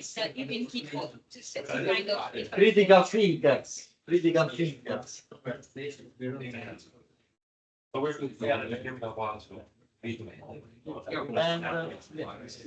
Persone che ne capiscono un po' di fisica. Non profile educated people.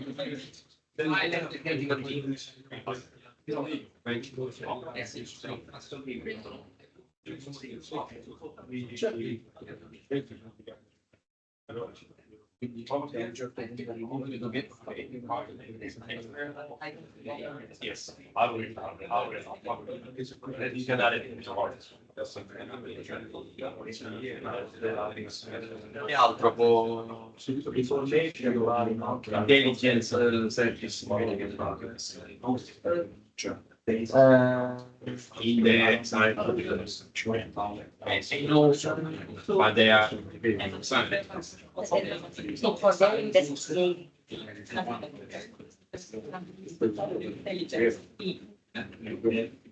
Even d'accordo con but they will not oppose, they will not so they will not support all that. Cioè, questo schema non sono spettatori non paganti, nel senso cioè l'intelligence là sta monitorando, può dire diciamo essere d'accordo o non d'accordo, però manca la parte di influenzare più o meno il mio obiettivo. Allora sono semplicemente guarda.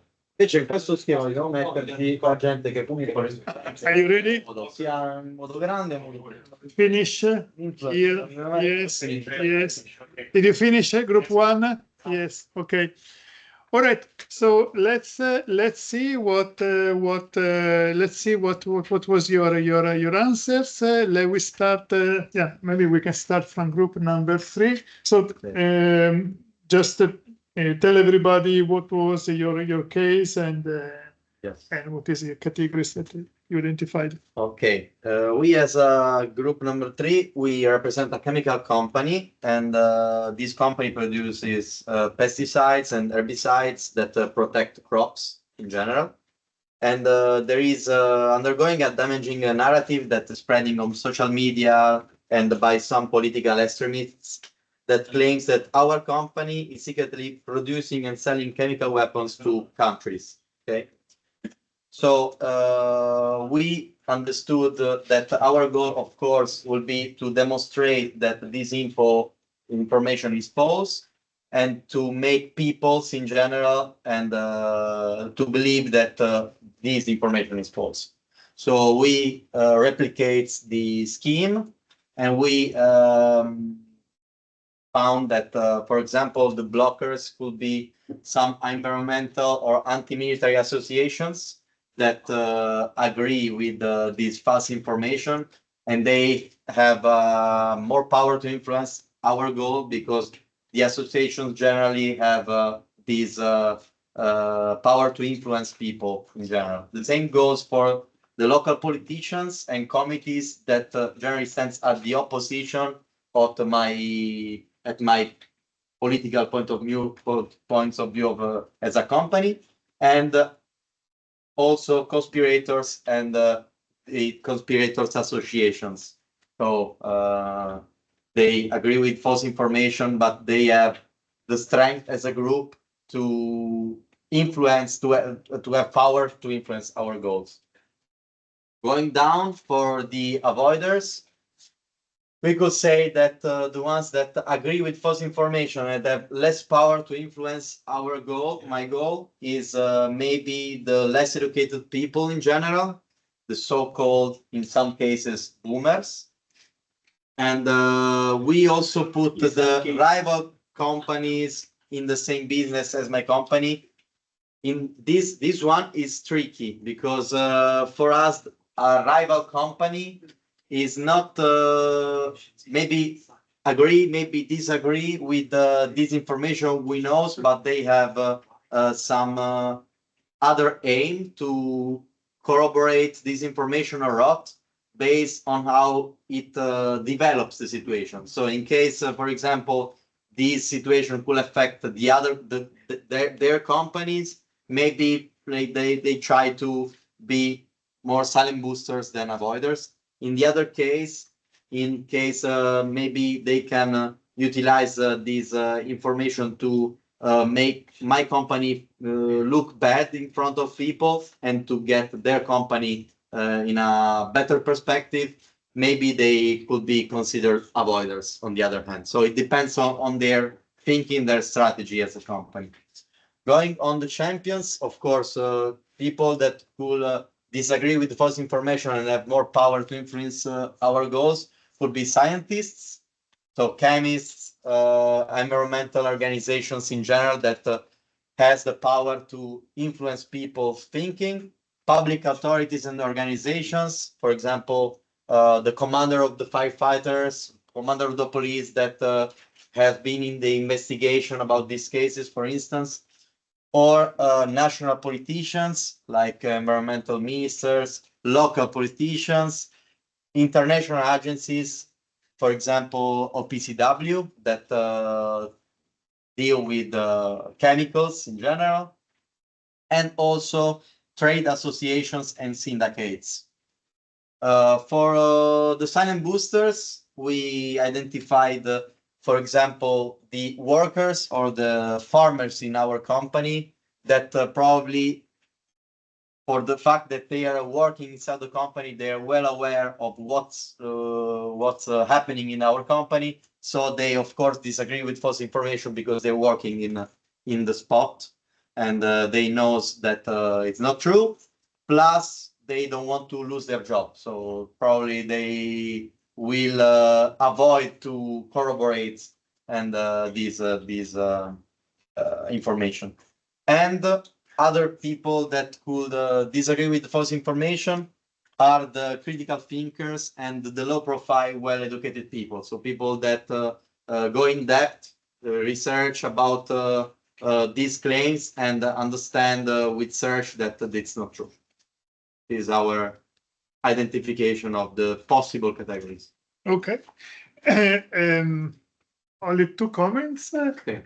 First, I would make sure that the rival companies, they don't go here because they can be very damaging. Yes, exactly. And that's why we didn't put here, because the other company, of course, in our opinion, tends to be more low profile because they don't want to, you know, give a direct attack to my company for, let's say, so for legal, legal reputation and stuff. So ethical they try to stay generally more low profile, even because these information could affect them as well. So if the information is not only related to my company, but also the other company in the same business, they could be affected. So they tend to remain low profile. We don't know if they stay here or here. It depends on their strategy, but they're generally in the bottom part of it. And the other comment is that fact-checking companies can also be very helpful to, of course, in this case, to debunk false information. There are, very good companies that have a very good reputation. So now there is a lot of trust. And if they can take your case and to debunk the disinformation, it could be not probably champion, but at least it can be, you're alive. Okay, super. Thank you. Let's go. Yes. Would that go to worker that left the company in the left side? Yeah. Left. I don't know. People that hate the company, the left company, change the work and can influence. It depends if you left the company in good terms or not. Yes. Okay. We can put them here. Or the whistleblower, someone that is still working, and of course, that can be also very dangerous. Okay, so group number 2. So you are a government. So can you tell us what was your challenge and what did you?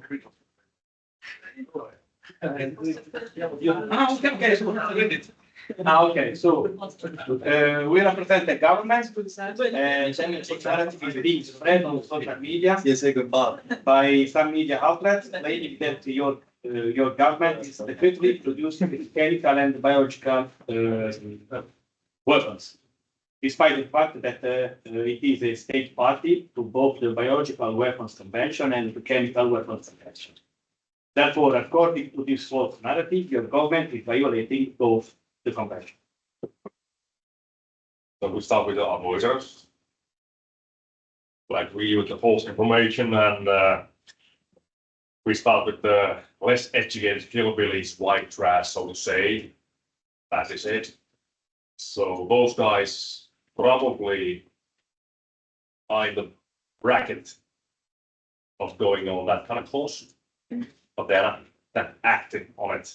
They might attend on those demonstrations, the mass they follow, and then when we go up slowly, the bloggers, we have the social media influencers in this one as well, still minors, and celebs who are pro to it, there are many, and then we can go to the right wing opposition extremists who are also active on that, what I mentioned, and of course, when we go deeper, we have the false info from non-state actors who amplify this kind of information through the social media, or even worst case scenario, the opposite state.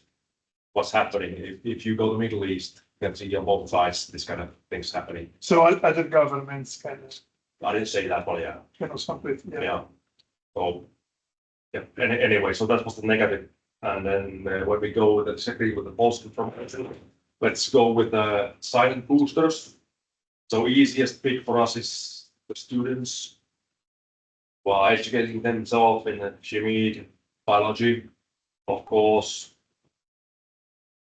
when we go up slowly towards the champions, but they're not yet champions. They're still in the silent boosters, enlightened, educated, common working class. They graduate from university. They're following the proper channels. They're understanding the information, what's there. They can, because they're educated, they have more ability to read the information and see what's through. And then we go to the champions. Of course, the CV and the observers and the advisors and first responders. But for us, it's in the top of it, it's the researchers, the politicians, greenies, of course, for the PwC and the CWC inspectors, those who represent those, and then the teachers. They are one of the biggest ones for these because they give the proper information, at least in Europe, students. And then we have also the chemical biological companies, their CEOs or their representatives, they want to go with the against the false information. Anything else? Yeah. Probably I would also add, so around the BWC and CWC, there are many, let's say, NGOs, civil societies that attend the meetings. So there's always like, around 15, 20 of these agencies. And probably they could also become your potentially ally to defend, combat disinformation, maybe also during the state parties of the BWC and CWC. And of course, other governments can be, is a bit like, rivals companies. Can be, your champions, but also can be the blockers. Okay, very well. And so let me go to number one. So what was your challenge? And is your okay, your president respected peer review scientific program with this provided in CPR and basics. Of Pacific, according to the map, was again spreading the process social media, hospital and print media office. The claim is that the journal is deliberately manipulating scientific information about severe risk in order to promote the exaggerated risk assessments. Thereby, private companies instead expensive severe protection and judgment. So, in our point of view, for the champions, we have first the scientist and the researcher that write and read the journal, because they, especially who write articles for this journal, they are in first line to combat this information, because is questioning about the personal scientific credibility. And maybe other champions could be the witness of CPRL events, for example, or the person's done, for example. About the serum booster, we have to think about the scientific community as a scientist and researcher who read or don't read, because the field are very different. But generally speaking, the scientific community that you have a lot of groups interested in different activity, there is a trust between each group. So even if they don't participate in CPRN group, they trust in this group. Then we have the students as academic students, and also, for example, the first responder are also in the serum booster, because they are not directly engaged in this kind of journal, but they don't trust in this information. About the avoiders, we speak about the general public, generally speaking, with the low cultural level. And about the blogger, we think about lobby and group of interest that can be expressed by the idea, by the politician. For example, if I'm in a lobby and I want the money that you are spending for CPR, and maybe I'm a blogger. And also, the idea of this lobby can be expressed by social media influencer, for example. And at the same time, also it's not a normal way, but also competitors journal, because I don't know if our scientific journal is the reference one, because let's say when you publish it, you have to pay. Okay, and at this time I found there is another new journal that is searching for new article, and so for money can be a broker to visit this information, because they start to publish other articles. That's our one. Okay. I like what you said about the scientific community, because I mean, scientific community usually has very limited impact and notice, but your specific case, what you care is that you will defend your reputation for peer review journal among the scientific community and the general public. The public and I don't know, the social media, for example. If I see something on the social media that say something against the peer review journal where I publish my articles, the probability that I answer to the person on the social media is very high. In this way. Yeah, even though because let's say that inside the scientific community, for example, for the and virologists and so on, I'm a part of another group of scientific community, but at the same time, I trust to the virologist, because it's not my work, but I know where I do my work, and I know that they do their work in the same way. I agree. And government, you mentioned government, I think also government The government, no, because we need to, so the government is a part of this reasoning. If we speak about a scientific journal with very important. For example, if we speak about science measure, maybe the government can be a part of the diagram. But a journal of procedure in risk, impact factor is quite good. Yeah, and indeed also if it may be possible that at the end of the day there will be no much publicity, negative publicity. So this information will not be very spread. But if you spend too much time to debunk it, yeah, it's worse, but in my point of view, it's something that can be completely ignored because scientific journal, the target that is only the scientific community. Yes, good point. Maybe the other category, if you can think about it, is basically on the sponsors that are provided funds to journal, usually journals and also sponsors. No, it's the scientific community journal, not sponsors. Oh. You have to pay, for example, in my field and also in CPRN, you have to pay for your journal because you have open access or not open access. If you want to go for open access, you have to pay for your article. Otherwise, it's the reader that pays for the article. If there is not marketing or sponsor. There are no foundations, something like that.